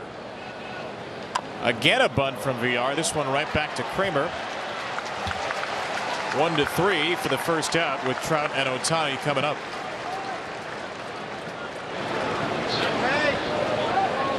Not a bad move by VR. 1-0 ball game. Get that runner in the scoring position. Here comes Mike Trout and Ohtani behind him. Well, this is where you all at home can think about how much fun it would be to be a baseball manager. Now you got to make a choice with a couple of bullpen arms ready and Mike Trout at the plate. Yeah, and Ohtani after that. This is a tough decision to make right here. Do you let Kremer face Trout for the third time? Brandon Hyde's going to do it. Apparently he is.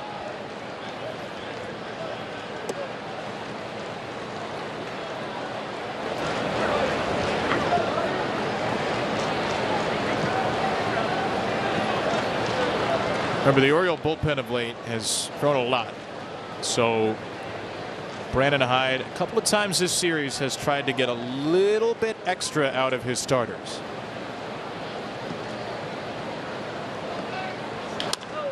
Trout to third, fair ball for Nevin. Across the way for the out. Mancini to third. And did he keep the base? He did not. Marsh overslid it. It is a double play. 5-3-5. There and back again for 2. Boy, Tyler Nevin kept the ball and he kept the tag on Marsh throughout. And I love that. Ball right down the line. He goes and gets this one. The play's over at first base. Sets his feet a good home. Trey Mancini knows trying to take an extra, but watch him. Keep it on. Keep it on. There's no swipe tag there. Tyler Nevin applies the tag and he sticks with it.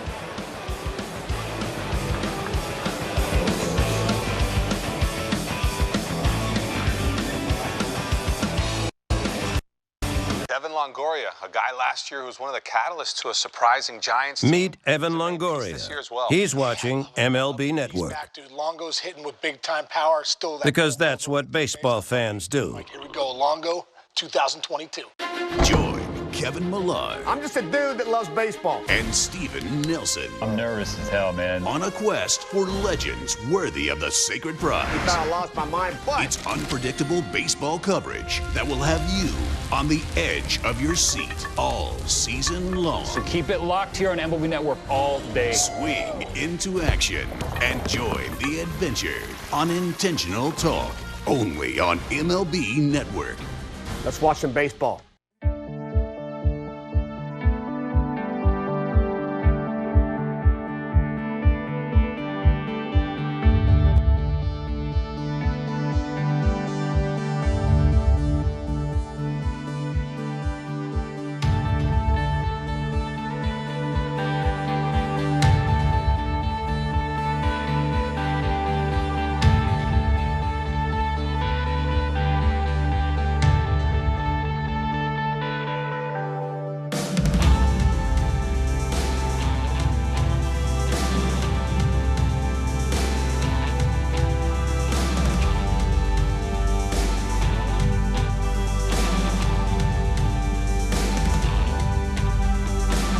At 1 out, he gets a bizarre 5-3-5 double play. And yeah, Hawaiian shirts are one way to spin it, but sometimes you just got to spin the shirt over your head. Whatever works. That was a nice play. Nice play by Mancini to quickly get it back across the diamond. What the kids were just doing there, spinning the shirts over their head shirtless, that's what you and I will be doing when the Orioles win a 7th game in a row. We'll do that tomorrow. Oh, wait, I'm not on with you tomorrow, so I guess you'll have to. Day off for you tomorrow. You'll be going national on us. You'll be on Peacock for the game. Mark Rubens of the Angels, Jason Benetti, the fabulous play-by-play voice of the White Sox. Game will be at noon, also on the Orioles radio network. Jeff and Mel will have the call for you there. I think I'm going to switch back and forth. I'll listen, I'll watch, do a little sampling. You and Gooby going to come to blows in the booth, do you think? I don't think so. I don't think so. I might be talking a little smack if the Orioles have won 7 in a row, but not blows. He did say you were the only guy in the game who could post him up and went in there earlier in the series. Rougned Odor, number 8 hitter, leading off the 5th, 2-1 against Patrick Sandoval. Been a good 4 innings for Sandoval. 6 strikeouts, only 1 walk. Yeah, you mentioned his 32 walks coming in. That's the only thing you don't like about what he does, but he's got it dialed in. And he only walked 2 his last time out as well, so just 3 walks in his last 2 starts at this point.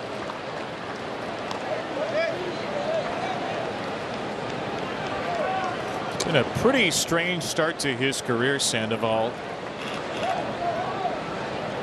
Career record of 7-18 and a career opposing batting average of .235. And a strikeout here. Odor has gone through a couple of sliders in his 2 at-bats. Well, this is the pitch he's got the majority of his strikeouts on, that slider. And that's what we talked about. The slider opponents were only hitting 172 off of this pitch coming in, and 39% swing and miss rate too. And that's how you do it. You start it in the zone with 2 strikes. As it makes its way that 60 feet 6 inches, he just works it right off the outside corner.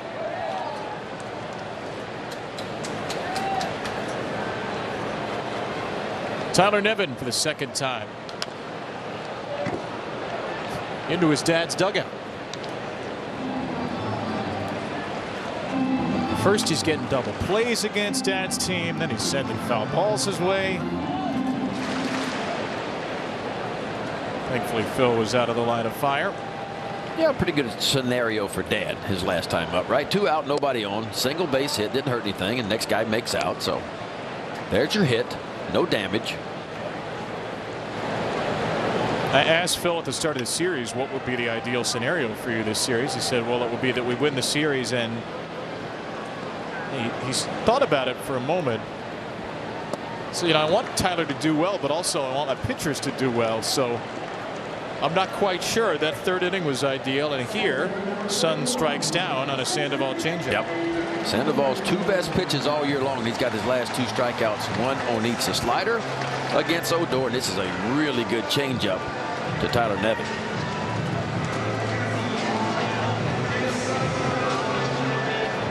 So 9 strikeouts Saturday, 8 today.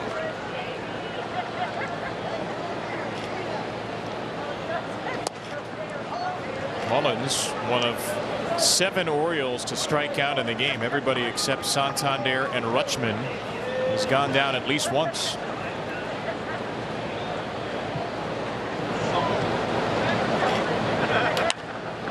That is flipped into left, and Marsh will put it away. Another good inning for Sandoval. 1-0 O's through 5.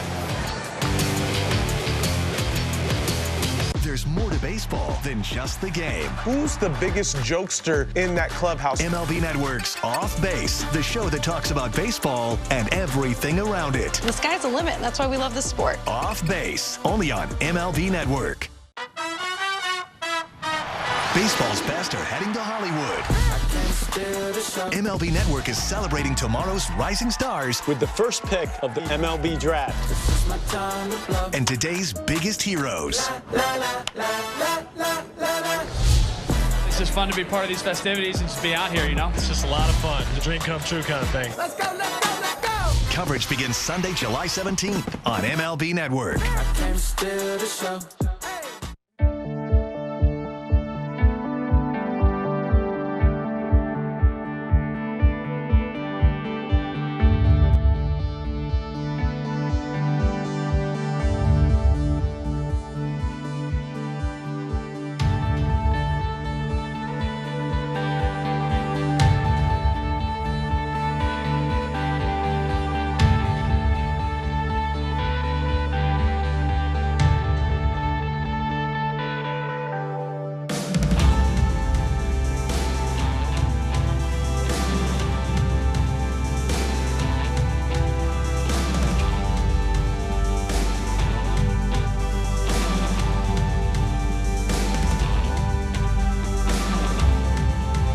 Well, Dean Kremer's day is complete. A good day it was for him, too.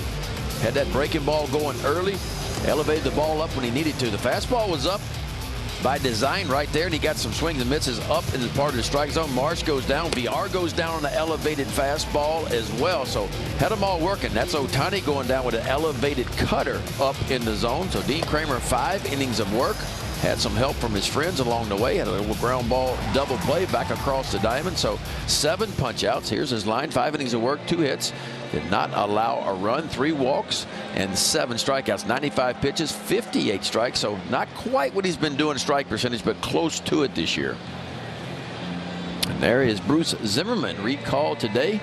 Had 13 starts early in the year for the Orioles and hit some struggles down the stretch, but went down to AAA. Gave up 5 runs in his first inning of work in AAA, but really settled down after that. Only allowed 4 runs in the final 17 innings of work. From what we hear, the command is back with the changeup. It has the depth that he wants on it because he was really good early in the year for the Orioles, and both breaking balls seem to have pretty good depth to it as well.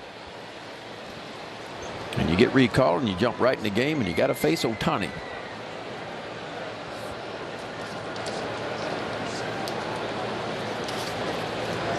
It is Ohtani, Ward, and Walsh, left, right, left for Zimmerman.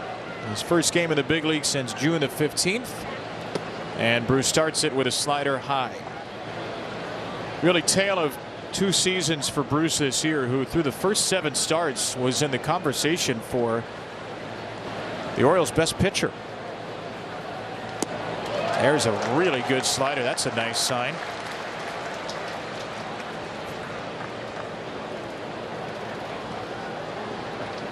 Now watch this. That's perfect. Right to the outside part. And you see Ohtani, he pulls off just a little bit. So if you can get some pitches on the outside part of the plate, especially down, you can have some success off him. Yeah, Bruce got out of the gate quickly, just like he did last year. Remember, last year he was out of the gate quickly as well. First 7 starts, 2.72 ERA, 3 homers.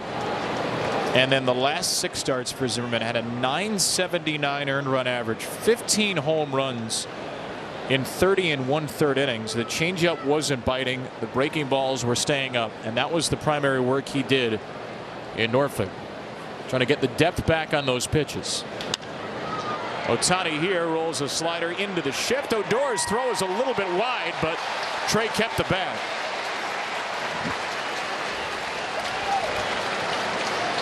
Odor had to be in a hurry because Ohtani can get down the line.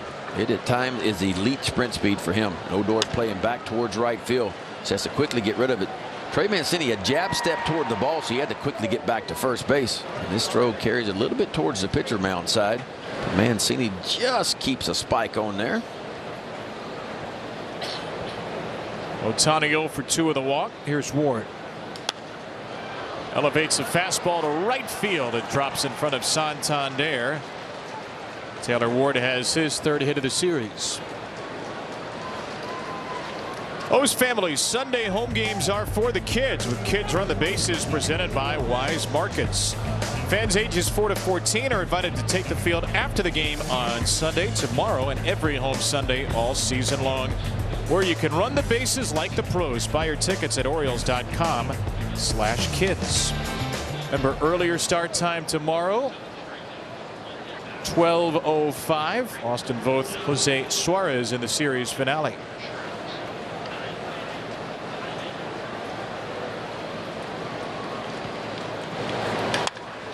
That is hooked through the right side by Walsh. Ward will go first to third, and Walsh will hold at first. 2 on, 1 out for the Angels, down a run. Jared Walsh wasting no time at all.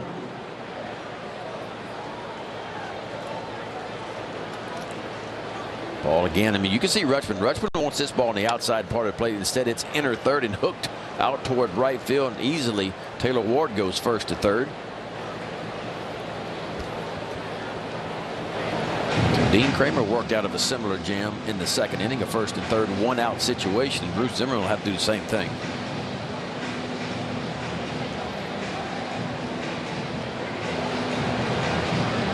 Chris Holt with some words of advice, and Joey Crable is back up in the bullpen.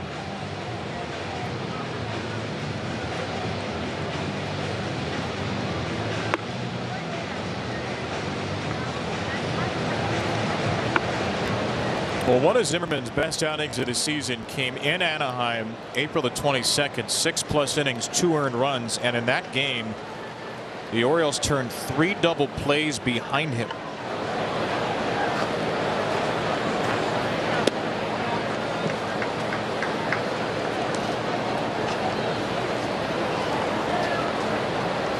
When Zim has had the off-speed stuff working, he's been a great inducer of ground balls. Not consistently throughout the year, but at his best. Zimmerman, one of the double play leaders in the league, 12 ground ball double plays behind him in 13 starts. Yeah, he will sink the two-seam fastball down the way to the righties. He'll work the changeup down. Of course, both of the breaking balls, the slider and the curveball. And he would love to create a ground ball here. The Orioles are pushed back, middle infielders. Urias, Odor pushed back at double play depth.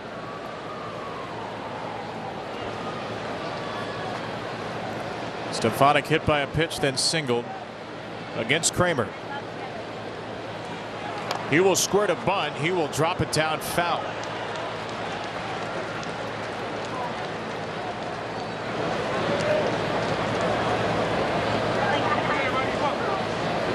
That was more of the safety squeeze variety there.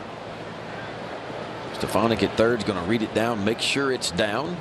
Or Ward, rather, at third. He reads it down, make sure it's down before he advances. Well, the Orioles will be thrilled to take a strike there. And now Zimmerman well ahead in the count. And a ground ball to second base. Odor with a quick turn on to first from Urias. 4-6-3. Say goodnight to the top of the 6th. Roll it up, boys. Odor Urias, a big arm across the diamond, and the Orioles are off the field. MLB Big Inning brings you the biggest plays of the night, live as they happen. Don't miss the ultimate baseball highlight reel. It's nonstop action on MLB Big Inning every night on MLB.tv. Today, I consider myself the luckiest man on the face of the earth. Jackie Robinson searching home run into the left field stand. Here comes Roger Maris. There's a new home run champion of all time. I don't believe what I just saw. Cal Ripken Jr. has reached the unreachable star. This crowd on its feet and in unison. This one has a chance. Home run! Mike Piazza! The Boston Red Sox are world champions. Welcome to the first night of MLB Network. Number 600 for Jim Thome. That ball is gone. 106. That would be a new record. It is caught. Oh, what a catch by Mike Trout. The Cubs have finally won it all. The Atlanta Braves are world champions.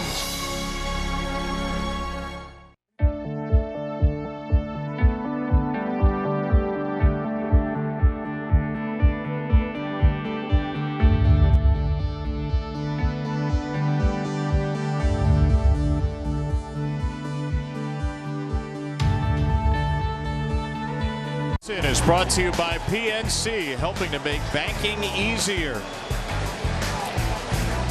7 innings against the Angels this year. Bruce Zimmerman has induced 4 ground ball double plays, and he gets himself out of a major 6th inning jam with a 4-6-3 turned by Odor, Urias, and Mancini off the bat of Stefanik to keep the Orioles' advantage intact.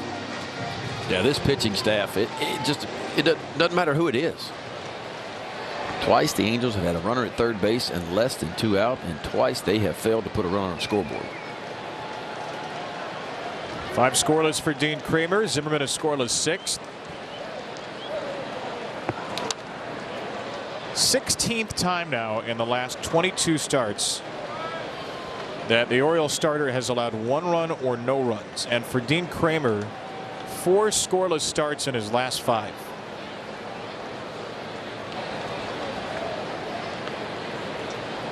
But Patrick Sandoval has kept the Angels right in the game, striking out 8, walking only 1 through 5 strong innings.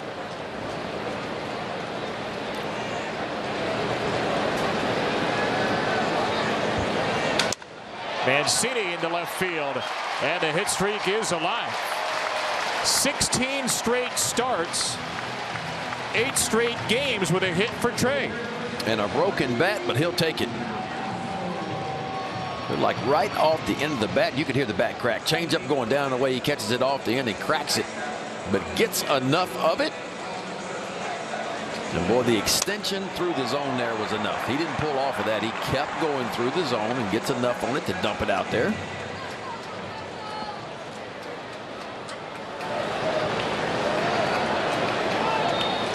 Only the second time the O's have had the leadoff man on tonight.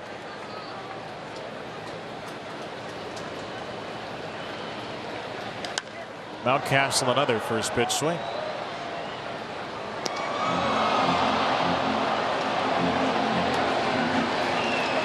Where do you feel like the Orioles can adjust here against Sandoval? He's doing enough work with his fastball where you have to think about it. But for me, the changeup and that slider has been really good. And I don't know. I guess you could sit off speed and hope for a mistake. But the way he's thrown a lot of them today, I think if you're looking for a changeup, it's hard to lay off of it. It's been really good. And the slider down and into the right-handers has been good as well. He just hadn't made many mistakes. So you're saying even if you're looking for a changeup, you think that pitch is so good? I think it is right now. You know, and the only thing you can do is if you know your changeup's coming and you're sitting changeup and you see where it starts about knee high, the ability to lay off of it, right? Can you be disciplined enough to let it go and as it falls out of the strike zone? Slider there, fouled away. But it's got to be difficult to pick him up, or else he wouldn't have 8 strikeouts, right? So I don't know if the Orioles are seeing it really well.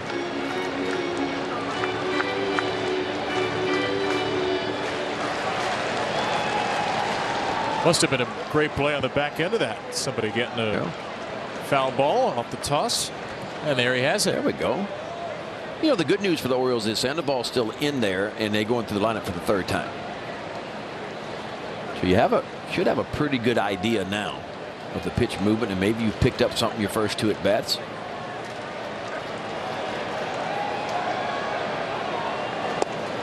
And there it is. He might have been looking for a changeup, and he still couldn't get to it.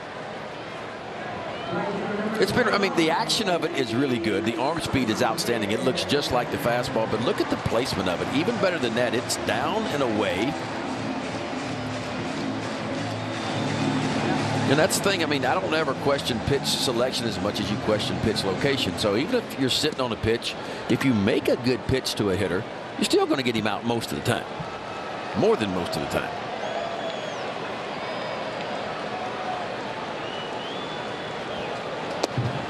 Now, Santander's not had much trouble. 2 for 2 and an RBI. It's now 83 strikeouts for Sandoval on the year. How about this? 78 of the 83 have come on the changeup or the slider.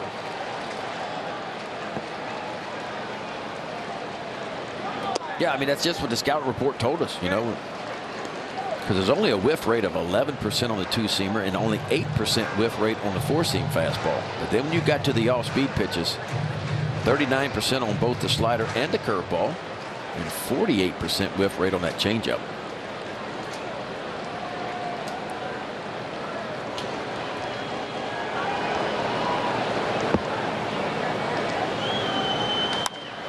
There's a 2-0 slider sent out to center field. Trout is away back there. The right fielder Ward as well, and Ward will grab it at the warning track.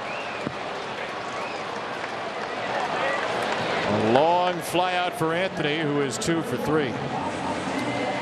Birdland, experience an O's game with the convenience and privacy of your very own suites. A variety of affordable single game suites throughout the ballpark are available. Exclusive access to the game with climate-controlled interior seating, a private restroom, and comfortable outside seating. For more information, visit Orioles.com/suites. And you can bring your Hawaiian shirt into the suites and your home run chain. Wow. And you can stay covered from the light rain.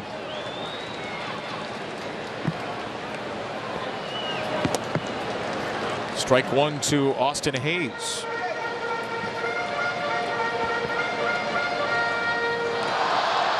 Sandoval, 79 pitches, so reasonably efficient for him. especially with as many strikeouts as he has.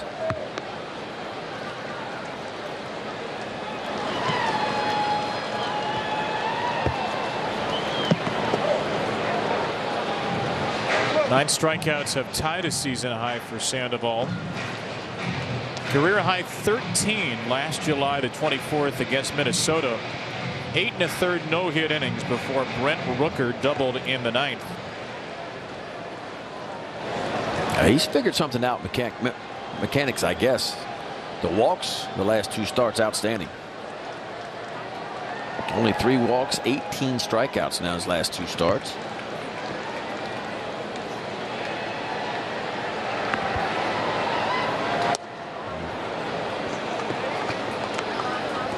It's pretty simple for Patrick Sandoval. Just kind of picks it up. A little bit of a slide step there.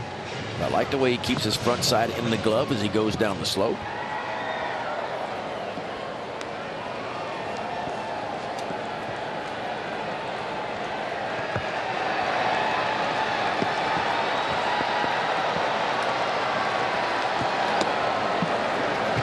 Why is it important keeping your front side in the glove? The front side's your steering wheel.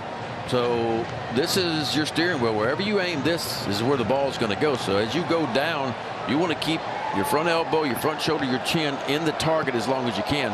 When we start getting east and west, what I call east and west, you start opening up and pulling off your front side. That's when the ball typically is left out arm side. So I'll call it north and south. You want to stay north and south down the slope and not open up too fast.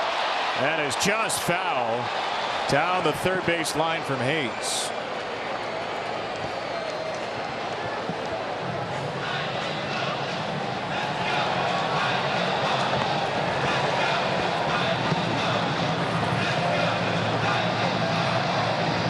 So give us a little demonstration here. We got the camera on us right now. So as you go down the slope, your front side, so your front elbow and your shoulder, as we go down the slope, you want to keep this front side in the glove as long as you can. When you start opening up too fast and get east and west, that's when you can leave the ball out arm side a lot. So a lot of these pitchers, there's 2 things they fight. Balance point. Can you get back over the top of the rubber, let everything catch up? And then as you go down the slope, can you bury your front side and leave it in the glove as long as you can? If you can do that, your front side is your steering wheel. And Sandoval has done that brilliantly today. Another strikeout, that's 10, a season high.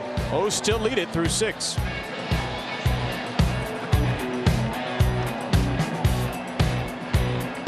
We asked retired MLB pitcher CC Sabathia to hit in Win Reality. You get nervous? Yeah. A VR training tool for hitters. Who is he hitting against? Oh, here we go.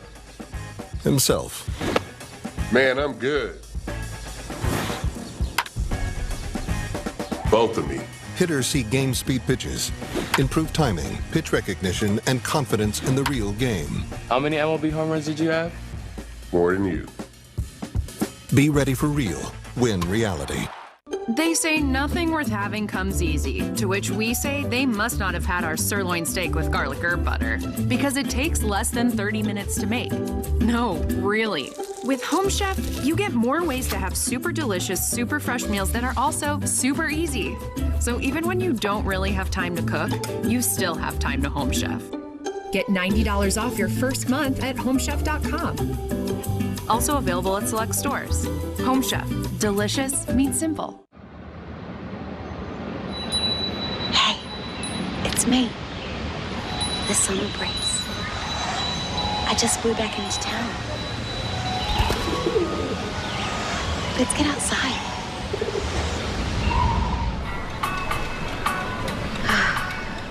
Much better.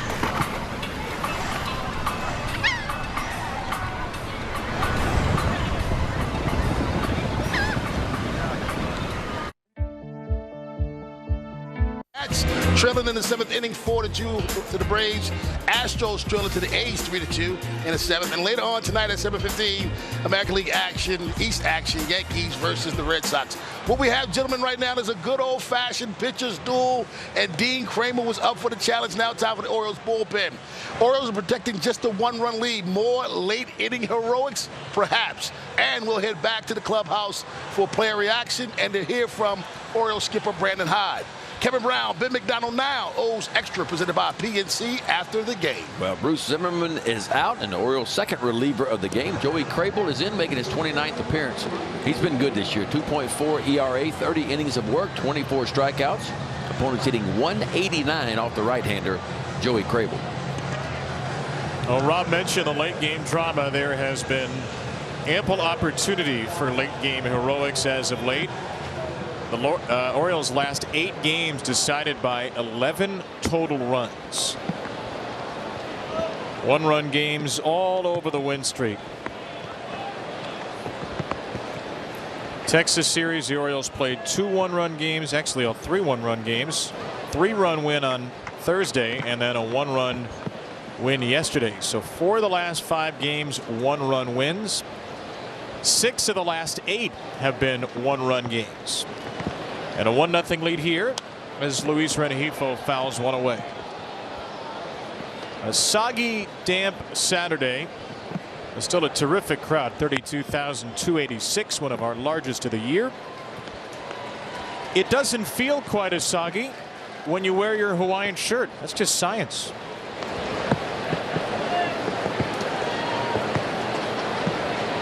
Or your cap that you got from yesterday. It keeps some rain off of you. Into right field, Santander will have to play this off the wall. He got to it a little bit late after a soft bounce. So Rengifo has an uncontested double, his second hit of the game, and the Angels have a runner in scoring position to start the 7th. Yeah, and only the second time today that the Angels got the leadoff batter of the inning on. This is a ringing double right off the wall, just about halfway up. Santander quickly gets it in, but not in time. Rengifo easily into second base.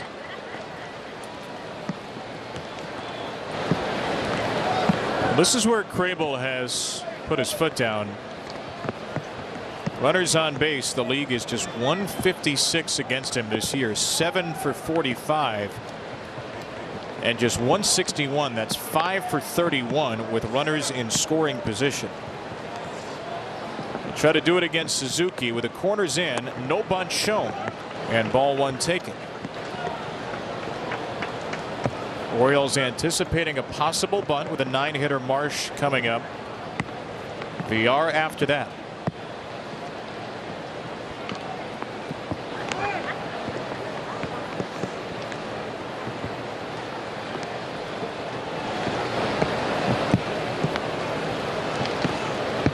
Angels only have 13 sacrifice bunts on the year. Suzuki does not have any. Tyler Wade, who's been designated for assignment, has 5 of their 13. And Suzuki does not appear to be ready for a bunt here, and now he's got a 2-0 count.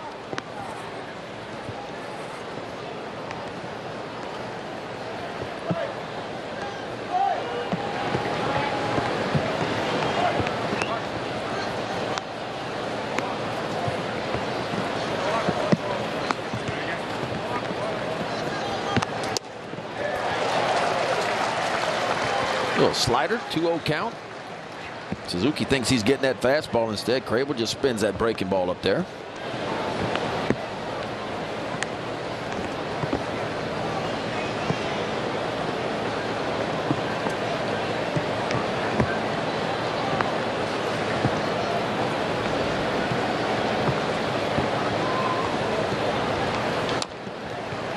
Two and 2.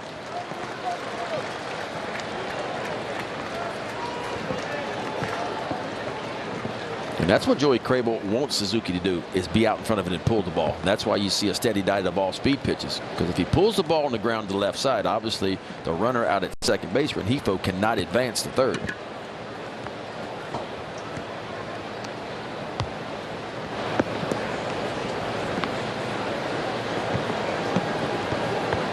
A 2-2 for the Angel 8-hitter, Kurt Suzuki, hitless in a series.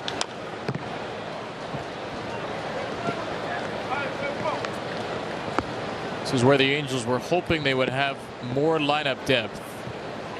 Joe Adell really struggled this season to get on base. He's in AAA, the 23-year-old outfielder.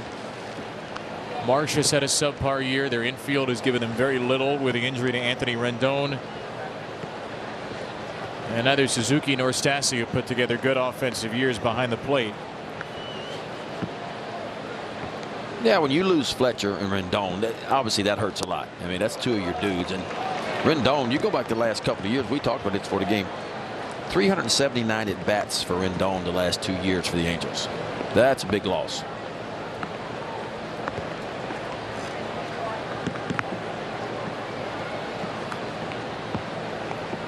Kremer will throw a 7th pitch to Suzuki after the leadoff double from Rengifo.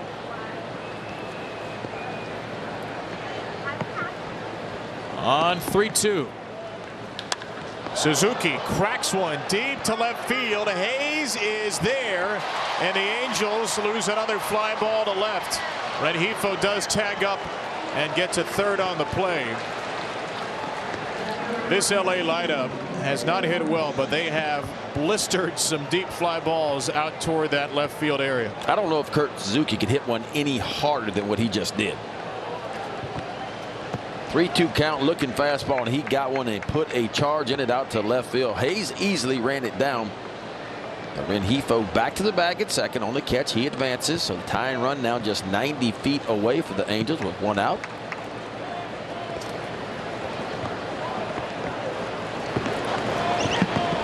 I think we've seen this before, Ben. Runner at third, less than 2 outs for the Angels. Can the Orioles do it again? Can they do it again? This time they're going to do it with a drawn in infield. 5th such opportunity in the series. Angels 1 for 4 getting the run in.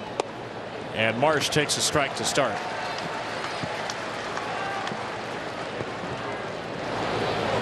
Brandon Marsh with a strikeout, swinging, and a walk in the game. 2 for 9, 4 strikeouts and a walk in the series.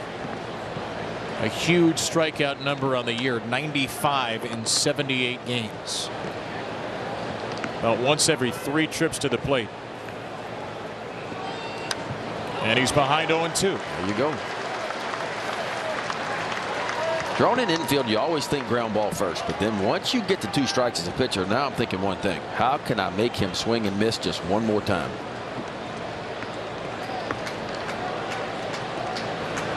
Kremer's got a really good changeup, and he's got a mid-90s fastball. He has typically gone changeup on 0-2 this year. Question is, does he set it up, maybe go up out of the zone, and then come back with the changeup? He goes right to the bread and butter. Because again, we keep talking about how you want to attack the Angels, and the teams that had success against them the last 6 weeks when their offense has really failed. They've done it a lot with fastballs, and fastballs up in the zone and just out of the zone. So is that maybe what the changeup sets up there? I think it fastball? does. Either one sets up each other. But I wouldn't throw a fastball for a strike. I mean, I got the count in my favor, 1 and 2. I'm thinking about 6 inches above the zone, up. Well, back to the changeup. Does that swing by Marsh tell you anything? That looked like a little bit of a late swing to me there. I don't know if he recognized it late, but that tells me back-to-back changeups anyway, because my favorite sequence is slow, slow, fast anyway. So you got slow, slow anyway. And so now, again, I'm not throwing it for a strike, but I do like it up just about letter high, right over the plate where he can see it well.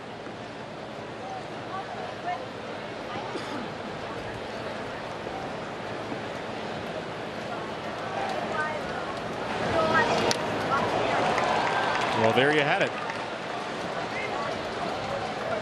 Pretty good. Pretty good. Right, that was right at the top of the zone.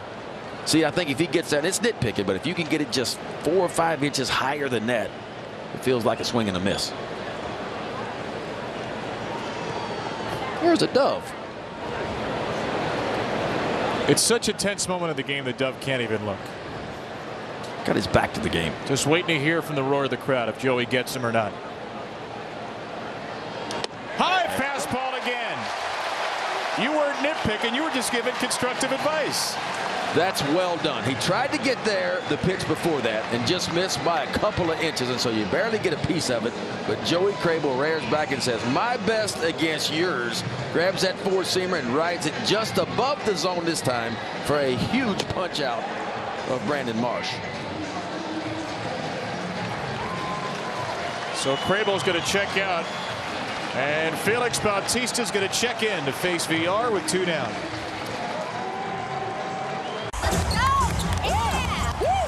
With the Game Time app, I paid 60% less than this guy. What? And it's not just sports tickets. It's also concerts. Seriously? Performances, too. Oh, come on! Game Time finds you the best last-minute deals and guarantees the lowest price. Am I underdressed? Download Game Time. Last-minute tickets, lowest price, guaranteed. I wish I could try these glasses on first. Here, step into the future where everything is possible.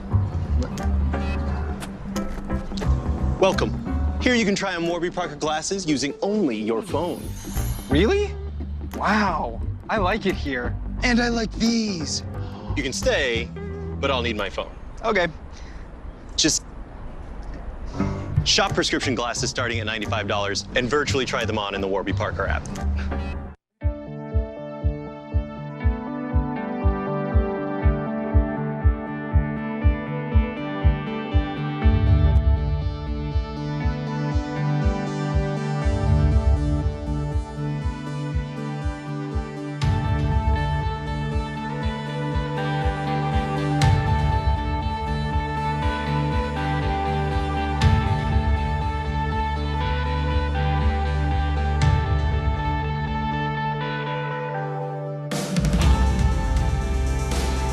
The second out of the inning against Brandon Marsh, and now it is time for the mountain. Felix Bautista making his 37th appearance of the year. He's got 11 holes, a 1.89 ERA, 33 innings of work. He can strike you out, 41 punch-outs, and he would love one here. Opponent's hitting 195 off the big right-hander, Felix Bautista. So the leadoff double for Rengifo. Kremer gets a flyout and a strikeout. And then Brandon Hyde turns to one of his most trusted relievers as just a rookie who was an A-ball for almost the entirety of the first 10 years of his big league career. A-ball or below. A-ball to AA to AAA last year on the Orioles roster from day one this season. And with Trout looming, he'll try to get out of the inning with VR.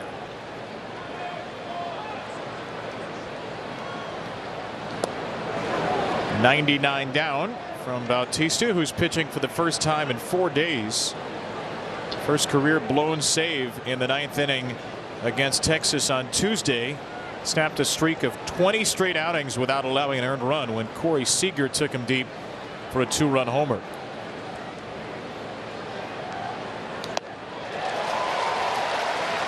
One and one.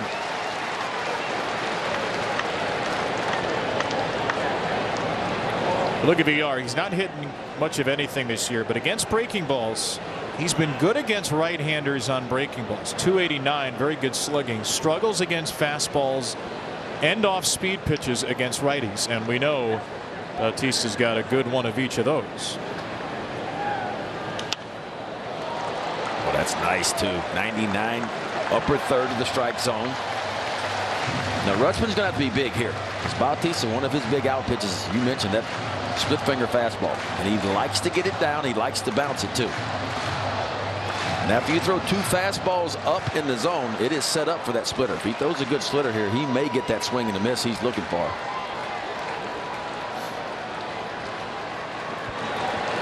A tying run at third. 3 straight fastballs to VR.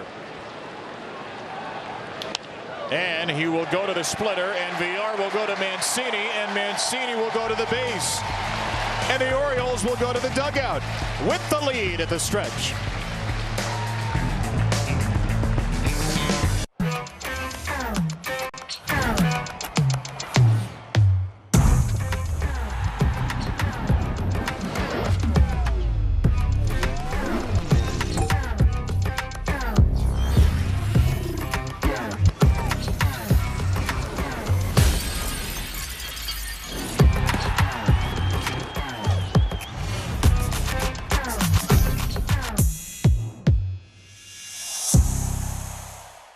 To the track, to the wall, and he made the catch. Catch your team.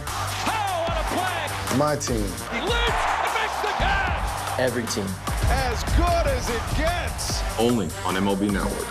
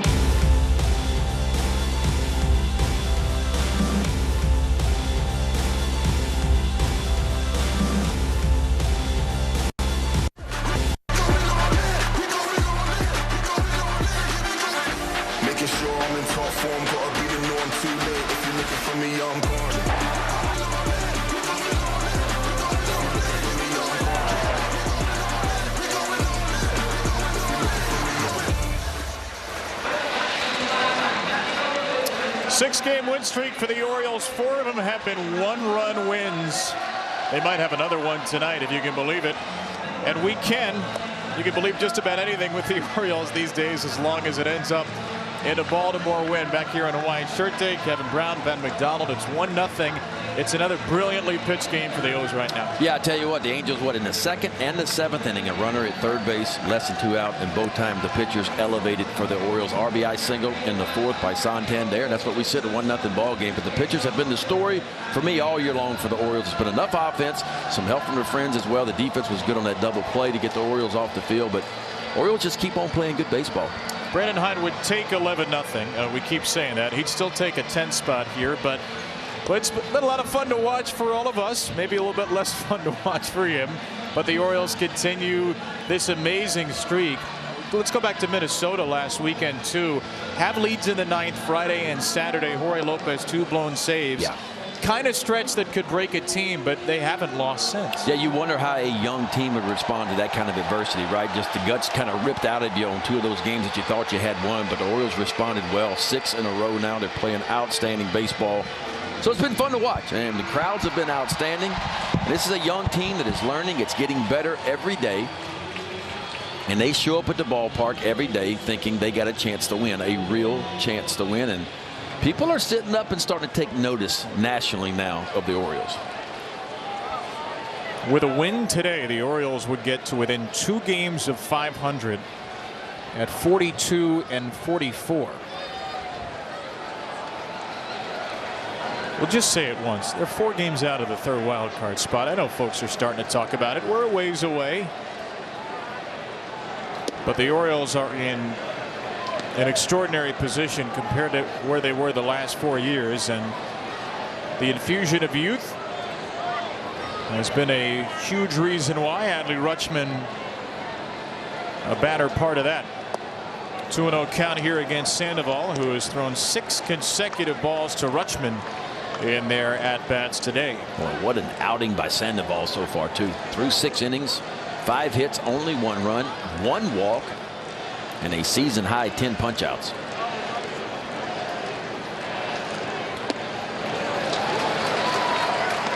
He's been terrific. The only walk came against Rutschman, and he doesn't seem to want to have much to do with Rutschman right about now.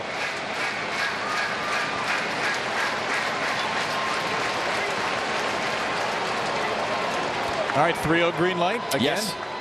3-0 green light. Seen him for the 3rd time. Let it rip if you get what you're looking for. And that's why you can trust Rutschman right there. Brandon Hyde trust him, and even we don't never know if the green light was on, but the fact it was not a pitch he could drive.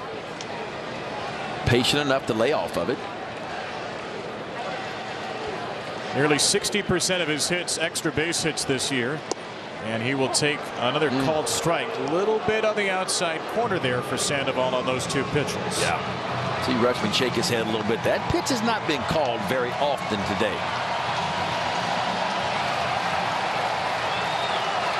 Aaron Luke in the Angel bullpen, which has been silent until this moment. Change up.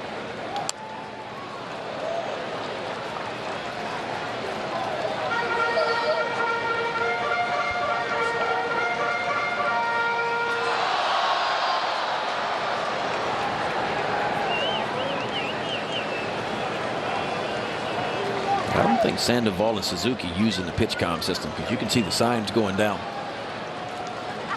Yeah, they're not using it.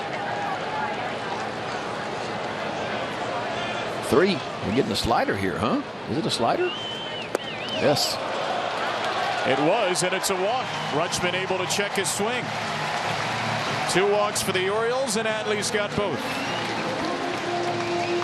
The World Baseball Classic is almost here. Qualifying rounds for the 2023 World Baseball Classic take place September 10th through October 5th in Panama City, Panama, and Regensburg, Germany. For more information, visit worldbaseballclassic.com.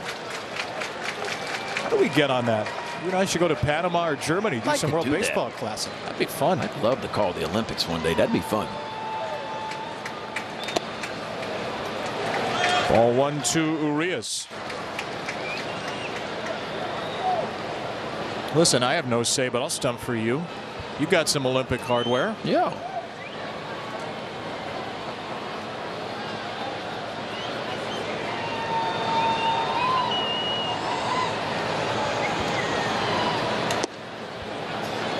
That one a little bit off the corner. Sandoval doesn't get any extra, and he has fallen behind the first two batters here in the 7th. That is a little bit perilous for our friend the Bird. I mean, we're right over here. He's over there. He's got to be careful. I know birds are supposed to sit on ledges, but and supposed to be able to fly too. Yeah, exactly. I have a feeling gravity might get him if he tries it. A little slippery ledge too right now. Very impressed though with the poise of Jeff Arnold in the radio booth, not to be distracted by the presence of the Bird.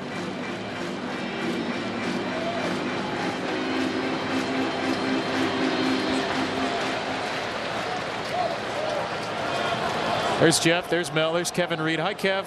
Hi, guys. Bird, you're on TV. Bird's having a party in the aux booth. Urias softly to second base, too softly to turn two. Stefanik will get the lead out on the flip to Rengifo.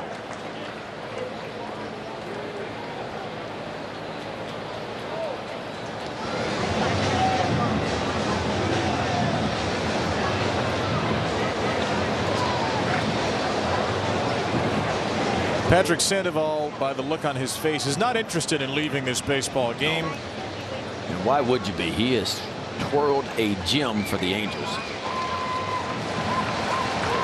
6 1/3, brilliant inning, struck out 10. Loop will come in though to face Odor.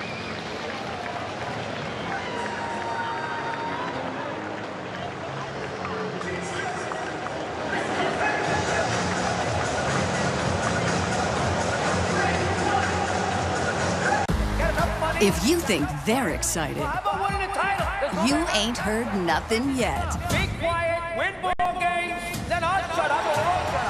High Heat with Christopher Russo, only on MLB Network. Today, I consider myself the luckiest man on the face of the earth. Jackie Robinson searching home run into the left field stands.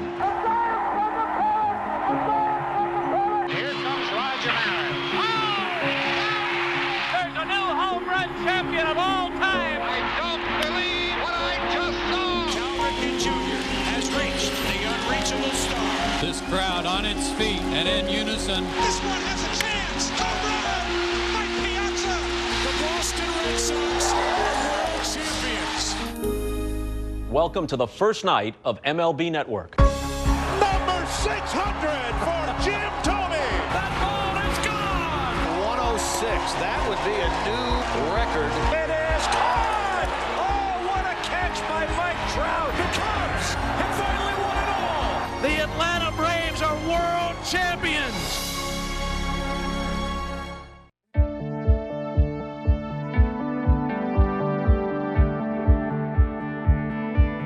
Sandoval had an outstanding effort, bounced back with a rough start his last time out. He had the breaking balls going early, punches out the first three and the only three that he saw in the first inning. Did a lot of work with the changeup away to right-handers just like that. The slider was really good. Gets Odor right there. Nevin goes down on the changeup, so he worked the fastball a little bit, but did most of the work like we thought he would with that changeup and that breaking ball of his. It was outstanding. A season-high 10 punch-outs. He only walked 2 in 6 1/3, 5 hits. The 1 run he gave up in the 4th inning, an RBI single by Anthony Santander. But all in all, a wonderful effort by Patrick Sandoval. 95 pitches, 61 of which were strikes. And here is the left-hander Aaron Loop to take his place. Loop on the season, 35 appearances now, 4.5 ERA, 30 innings of work. He has punched out 34, and opponents hitting 244 off the left-hander Aaron Loop.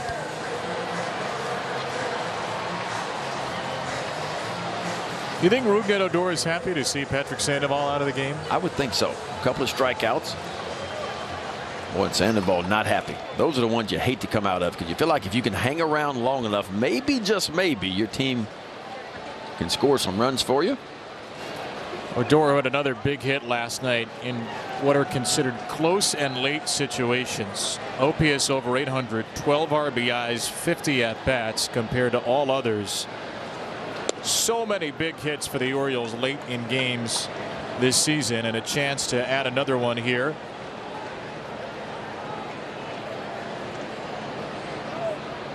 Close and late situations, 7th inning on. Tie game or ahead by 1 run. Or if you're batting at a potential tying run on deck. So this would qualify. And a pitcher Odor has had modest success against. 3 for 7, 2 doubles career against Aaron Loup.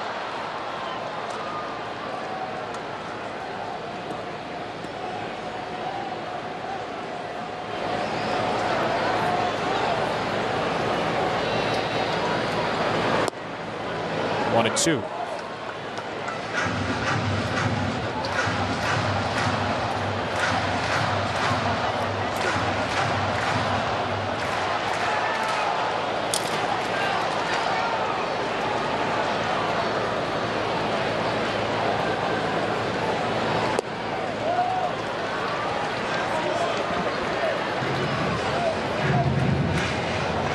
Thirty-four-year-old Loup has allowed 12 earned runs over 11 innings in his last 18 games after a great start to the year.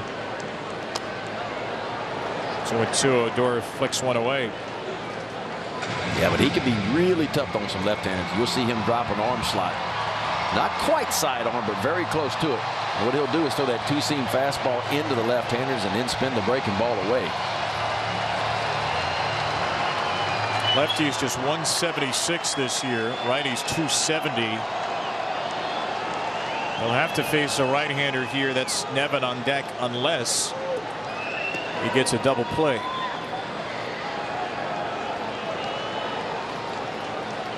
Sixth pitch coming to Odor. And he takes it for a called 3rd strike. Boy, just a perfectly placed fastball by Aaron Loup. You can see where Suzuki is set up, and that's a crossfire thrown across his body and perfectly placed on the outside part.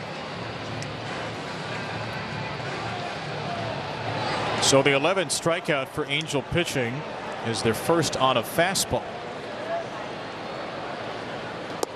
Nevin for the 3rd time tonight as he takes one low.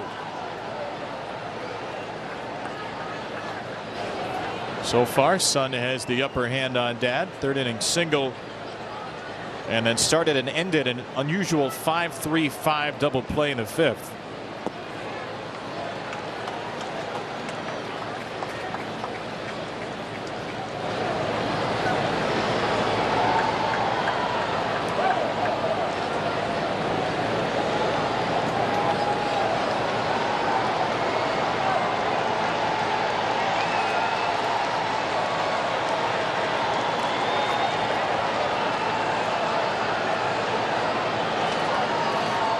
Nevin in a hitter's count will take ball 3.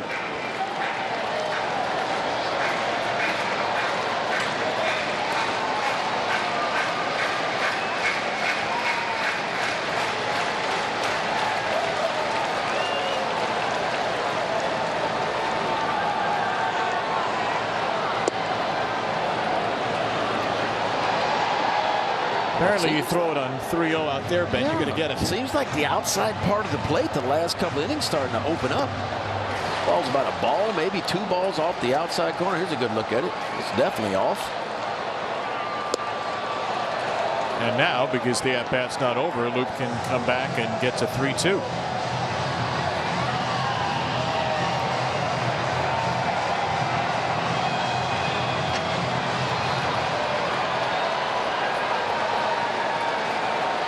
Urias on the run. Nevin takes ball 4. Another close one. This time it went his way.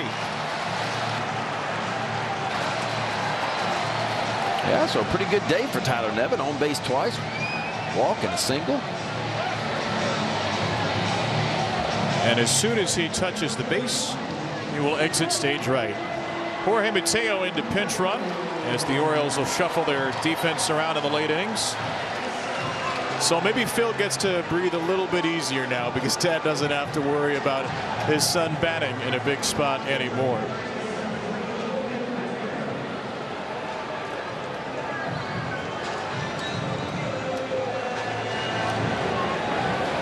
Now you get to go ahead and cross off Nevin on the lineup card.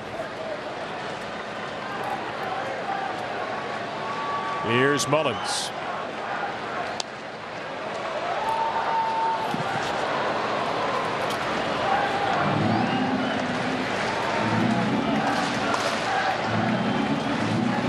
He's a situation, Cedric Mullins, and he's been really good as of late. But runners in scoring position, outstanding. Runners in scoring position 2 out this year, outstanding as well.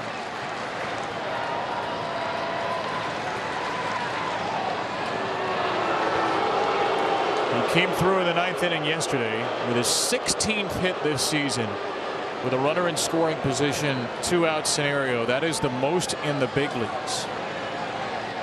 Head of a group of 4.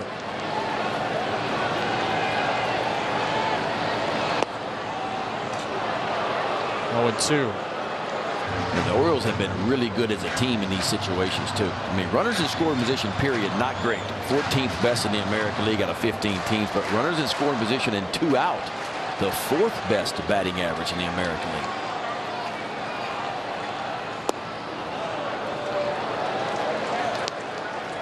How do you make sense of that? I don't know that you do. But to me, it's one of the most important hitting stats out there. How do you hit with runners in scoring position and 2 out? And the Orioles have performed well in these situations. Goes back to that late game focus Brandon Hyde's been talking about maybe. 1-2. Mullins will go down swinging, so Luke gets the job done. A dozen strikeouts for the Angels, and the O's still up by just 1.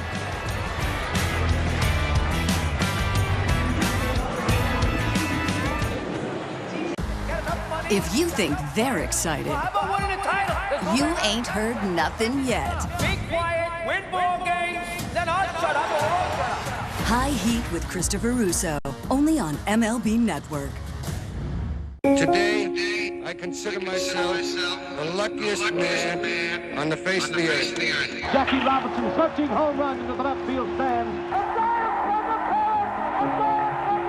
Here comes Roger Maris. There's a new home run champion of all time. I don't believe what I just saw. Cal Ripken Jr. has reached the unreachable star. This crowd on its feet and in unison. This one has a chance. Home run! Mike Piazza! The Boston Red Sox are world champions. Welcome to the first night of MLB Network. Number 600 for Jim Thome. That ball is gone! 106. That would be a new record. It is caught! Oh, what a catch by Mike Trout. The Cubs have finally won it all. The Atlanta Braves are world champions!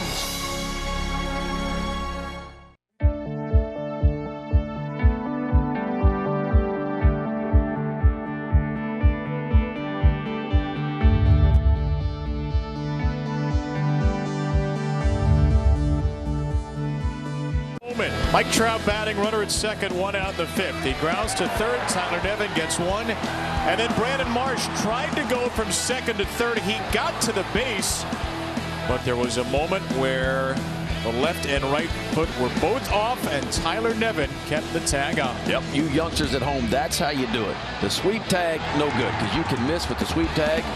But if you apply the tag and keep it on the base runner, a lot of times that right there will happen. So we are still at 1-0. The Orioles looking for a 7th consecutive win, which they've not accomplished since August 2017. 4 of the 6 games have been 1-run wins. And with a 1-0 lead, Brandon Hyde shores up the defense. Urias goes from short to third, and Jorge Mateo goes from a pinch runner for Tyler Nevin to shortstop. And now get your popcorn ready. Bautista Trout. 99 up and in to start. This is why you buy a ticket right here. The best player in the game the last 10 years versus some high octane stuff.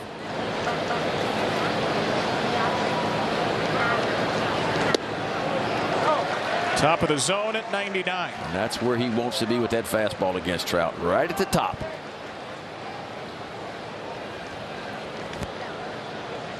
Trout has flied out, walked, and grounded into that double play. 101, but a little too uncorked.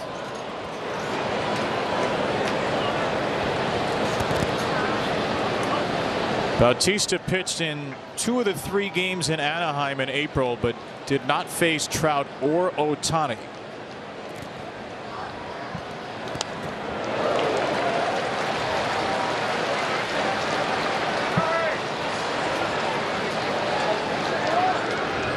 Cionel Perez, the left-hander, getting heated up in that Oriole bullpen.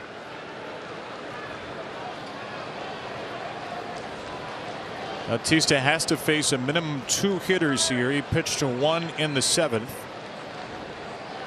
His 2-2 to Mike Trout, the 3-time MVP. Is a good one. Wow. How about a Hundy right on the outside part of the plate? There's a great look at that 4-seam fastball. Rotates it just end over end perfectly. You can't do it any better than that right there.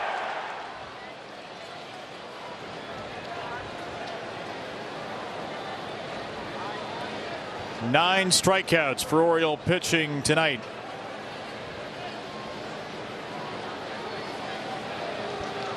And now, after the Bautista Trout appetizer, the reigning MVP.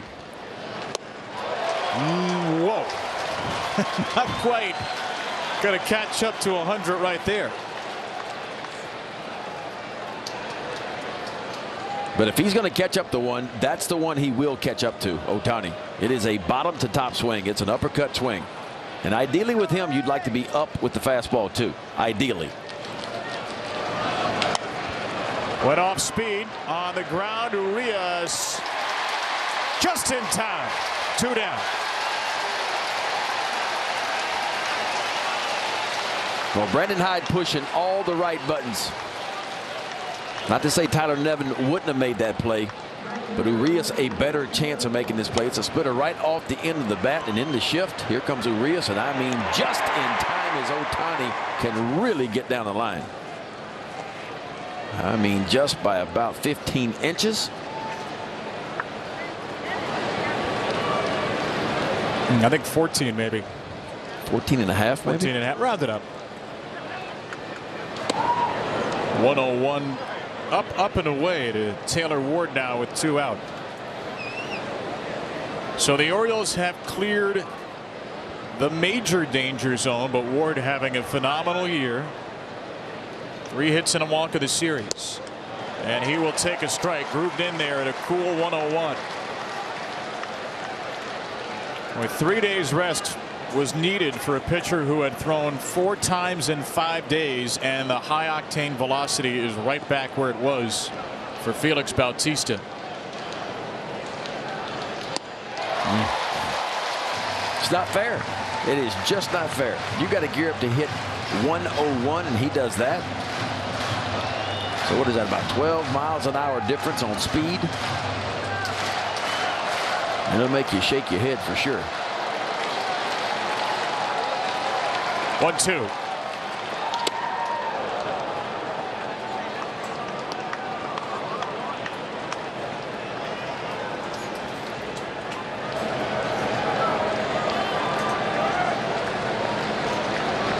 Night after night after night this season, the Orioles bullpen has come through.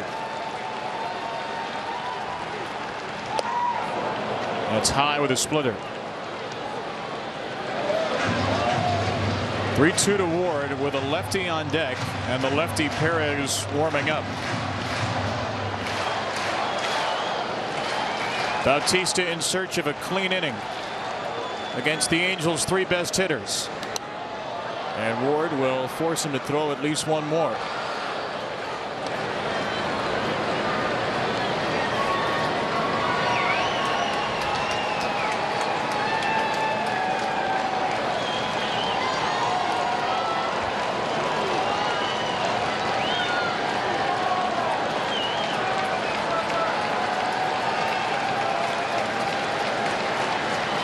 Another 3-2. Oh. That's the one. Take a seat. The Mountain, Felix Bautista, faces 4, punches out 2. The last one, 100 miles an hour, knocking a little paint off the outside corner. Orioles have a 1-0 lead. From inside jokes. Hey, look, it's Mike Napafanakis. To insiders' perspectives. I like over 5.5 strikeouts on Walker Buehler. Your best bet is the pregame spread. Served up only on MLB Network. Today, I consider myself the luckiest man on the face of the earth. Jackie Robinson searching home run into the left field stand. Here comes Roger Maris. There's a new home run champion of all time. I don't believe what I just saw. Cal Ripken Jr. has reached the unreachable star. This crowd on its feet and in unison. This one has a chance. Home run. The Boston Red Sox are world champions. Welcome to the first night of MLB Network. Number 600 for Jim Thome. That ball is gone. 106. That would be a new record. It is caught. Oh, what a catch by Mike Trout. The Cubs have finally won it all. The Atlanta Braves are world champions.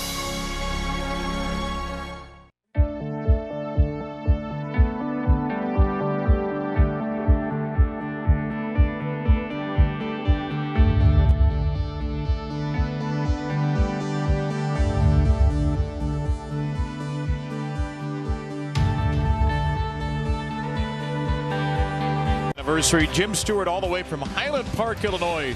So many wonderful memories in this ballpark. His favorite being at 2131. And Leah Hall from Halethorpe, Maryland. That's her with her dad, who'd been a season ticket holder since 1996. They got 2 seats when the Orioles moved to Oriole Park. Dad unfortunately passed away at the end of last season, but he said to Leah, the year you get rid of the tickets is going to be the year the O's make it to the World Series. So she said, I will not ever let anything happen to those tickets. Up in Section 85, she says, here's to 30 more years, and more years of great memories to come for these Orioles. There's Andrew Wantz making his 16th appearance of the year. Solid ERA, 20 innings of work, 17 strikeouts. Opponents hitting .230 off of Andrew Wantz, the right-hander. So Aaron Loup, 2/3 of an inning, walked 1, struck out 2. And it's Wantz Mancini, then Wantz Mountcastle, and Wantz Santander. In the 9th inning, Angels will have 5, 6, 7. Walsh, Stefanik, and Rengifo. As Bautista clears Trout, Ohtani, and Ward in succession. A pop-up from Trey. And a 1-for-4 day for him. The Orioles' upcoming schedule is presented by BGE. BGE, building upon what's important to everyone. That is smart energy. Tomorrow, the Orioles are streaming on Peacock. You will be on the call, Ben. Mark Gubiza, the Angels broadcast. Yeah. Jason Benetti, play-by-play. That game on the Orioles radio network here locally as well. And then a day off and a trip to Wrigley. Brandon Hyde will go there for the first time as a manager. Face the team with whom he won the World Series as a coach. Tuesday, Wednesday night, O's and Cubs on Masson.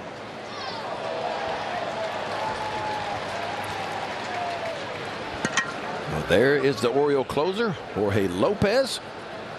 He will have the 9th.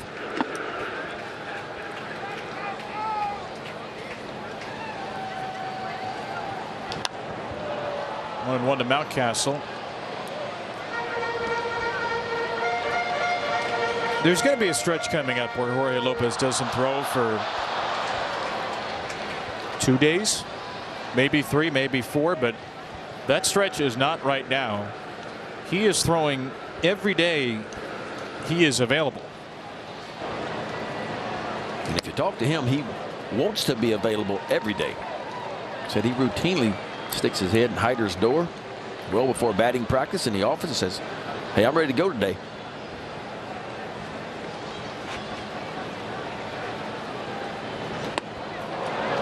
2-2 to Ryan. This is the 9th day of July. My math is correct, and it is, because it says 9 on the calendar. Jorge Lopez has already thrown 5 times. This would be the 6th in 9 days in the month. But he's out there. And right now it's a 1-0 lead as Mountcastle pops out to second. 1 for 4 for Ryan.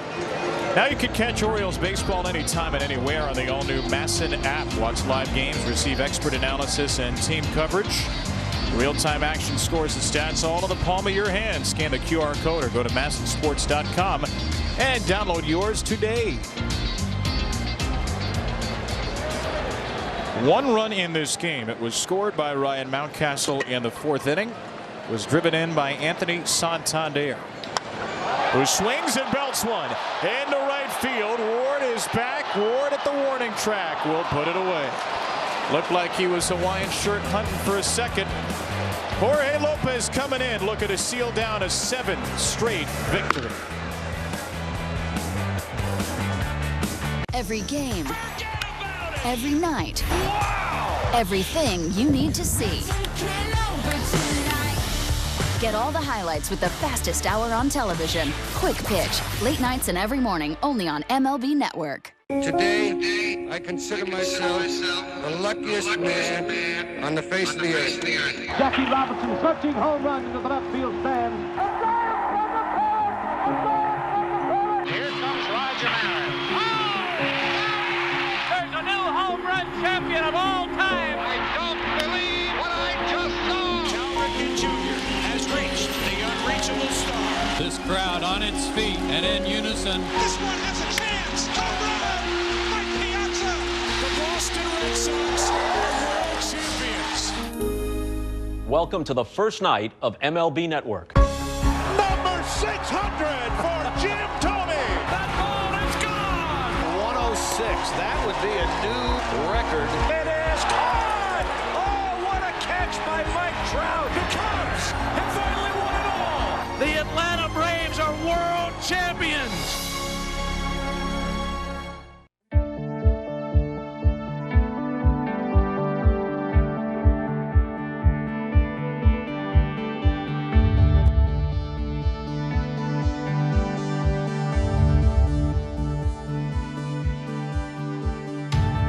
A telecast is presented by authority of the Orioles and may not be reproduced or retransmitted in any form, and the accounts and descriptions of this game may not be disseminated without the express written consent of the Baltimore Orioles.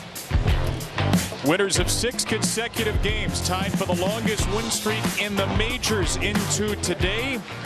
Detroit had won 6 in a row. They got blanked by the White Sox. Seattle has won 6 in a row. They'll play later. So the O's can be the only active team to 7, at least for a little while, in yet another 1-run game and yet another appearance for Jorge Lopez. Orioles return to their 4th reliever of the day, and it's the closer, Jorge Lopez, making his 38th appearance, 15 saves on the year, 1.79 ERA. Outstanding. 40 in the 3rd, 45 punch-outs. And opponents hitting just 172 off the right-hander, Jorge Lopez.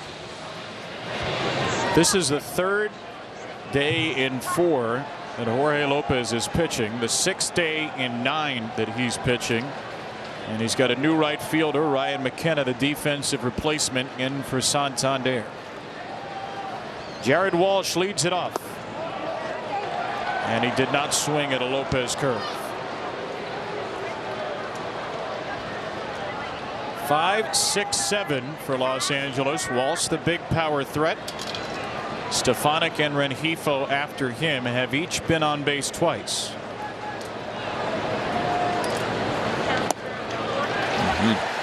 Good one there. Backdoor breaking ball.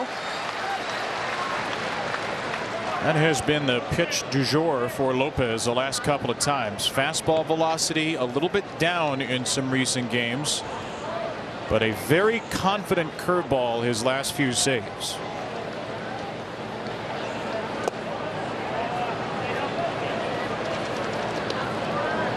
First day of this month was Jorge Lopez's maybe worst of the season.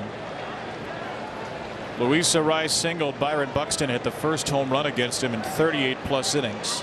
The second day of the month, maybe his second worst of the season, gave up another home run, blew another save. And then in the next outing, 2 days after that, he gave up a tie-breaking home run to Marcus Semien. That was just 5 days ago. It feels like Lopez has lived about 4 different lifetimes during the 9 days of July, because from there on out, he has locked down back-to-back saves. And Brandon Hyde, that man right there, never lost faith, never lost confidence in Jorge Lopez, and kept running him back out there.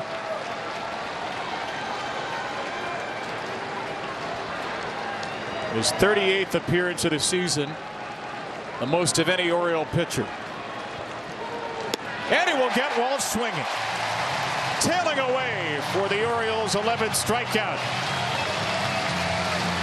Good velocity, better location, and even better movement. Starts on the outer third, and watch this late movement right in the Adley Rutschman's glove. Two-seam fastball, perfectly placed by Jorge Lopez, and a big first out here in the top of the ninth. Dean Kremer 5 scoreless, struck out 7. Bruce Zimmerman is scoreless 6th. Joey Crable got a couple of outs. Felix Bautista 4. Bautista, by the way, 4 up, 4 down against the top of the lineup. Villar, Trout, Ohtani, and Ward with 2 strikeouts. About as good as it's gotten for Bautista in a rookie year. About as good as could have been expected. 2-0 to Stefanik.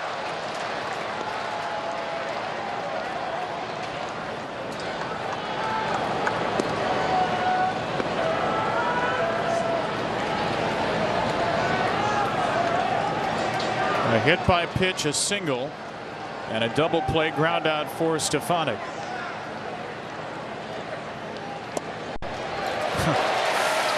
Well, when you're feeling good in the curveball, you might as well throw it 2-0. Well, you're right about that. That seems to be the pitch that he has the most confidence in right now, no matter what the count is.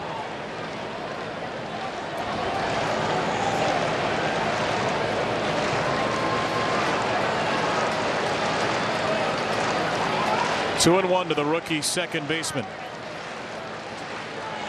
And he's hit for a second time. So the Angels put the tying run aboard with 1 out.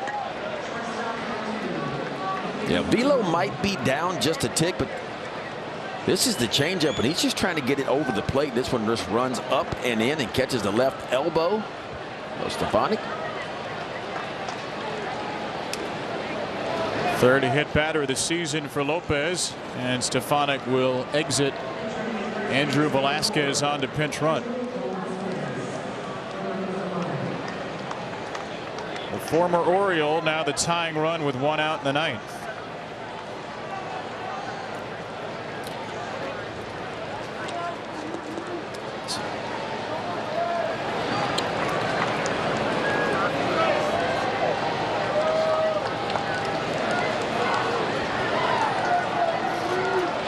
Velasquez, a big-time base-stealing threat at first. Rengifo, the batter. Another first-pitch curveball. A little bit of history between these two. The 25-year-old Rengifo was 2 for 3 today and 4 for 11 in the series.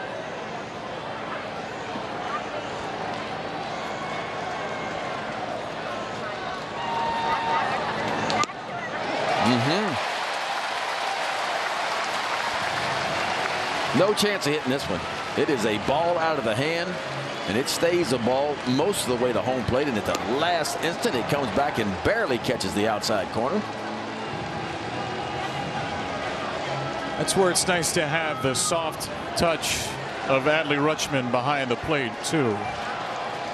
He can certainly steal you a few pitches, and he might have stole that one. The velvet glove behind the plate. And he will receive this 0-2 beautifully. Didn't need to frame it because Lopez went curve, curve, curve. And Rengifo all bent out of shape. Jorge Lopez got this breaking ball wiggling right now. And a perfect pitch down and in and underneath the bat of Rengifo. The Orioles just 1 out away from 7 consecutive wins.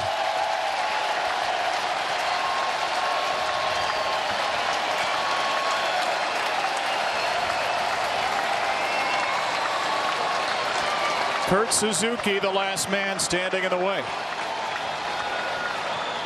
And a check on first from Lopez. You wonder if the Angels might try to get Velasquez into scoring position. A perfect base stealer this year. With Suzuki, just a 195 batter, 287 on base, and very little power.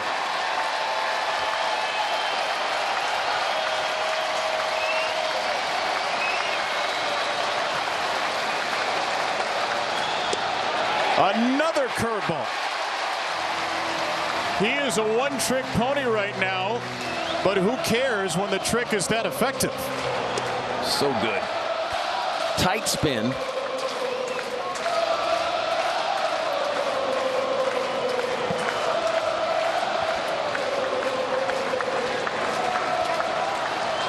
There goes Velasquez. Rutschman's throw not close. He didn't seem to get a good grip, spiked it. And Odor did a good job to make sure the ball didn't sneak into the outfield. Yeah, and a wonderful jump off of Lopez by Velasquez. And no chance for Adley Rutschman here. No chance at all. Watch this jump. That's a really good jump. Straight steal, not even looking back.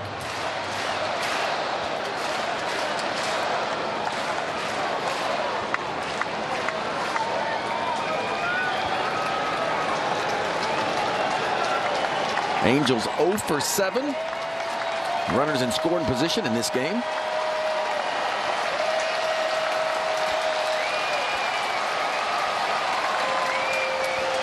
Lopez trying to locate the call there on PitchCom, having a little bit of trouble hearing.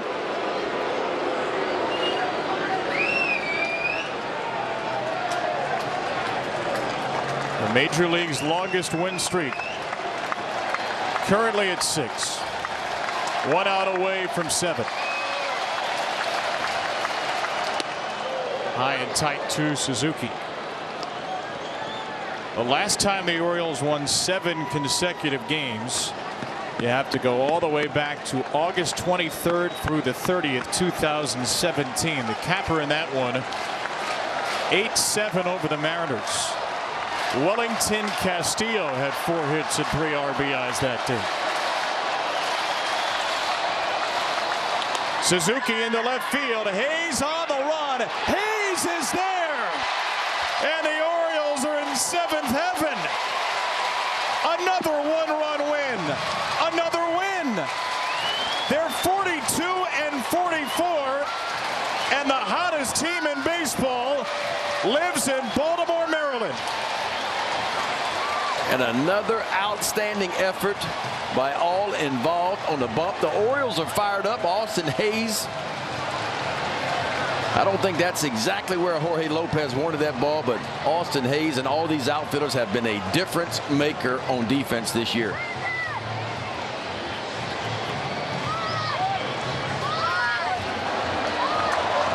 Breaking ball has stayed up enough, and I thought it was going to drop in, but Austin Hayes would have none of it and easily runs it down.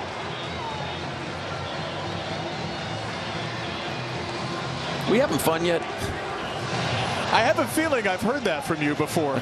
Once or twice or 6 other times this week. Oh, Suzuki can't believe it. He thought he had an RBI single. Jorge Lopez, 16th save of the year. A 7-game win streak during which the Orioles have won 5 1-run games. It all started when the Orioles lost back-to-back 1-run games in walk-off fashion to the Twins, but they were not broken. They were only slightly bent.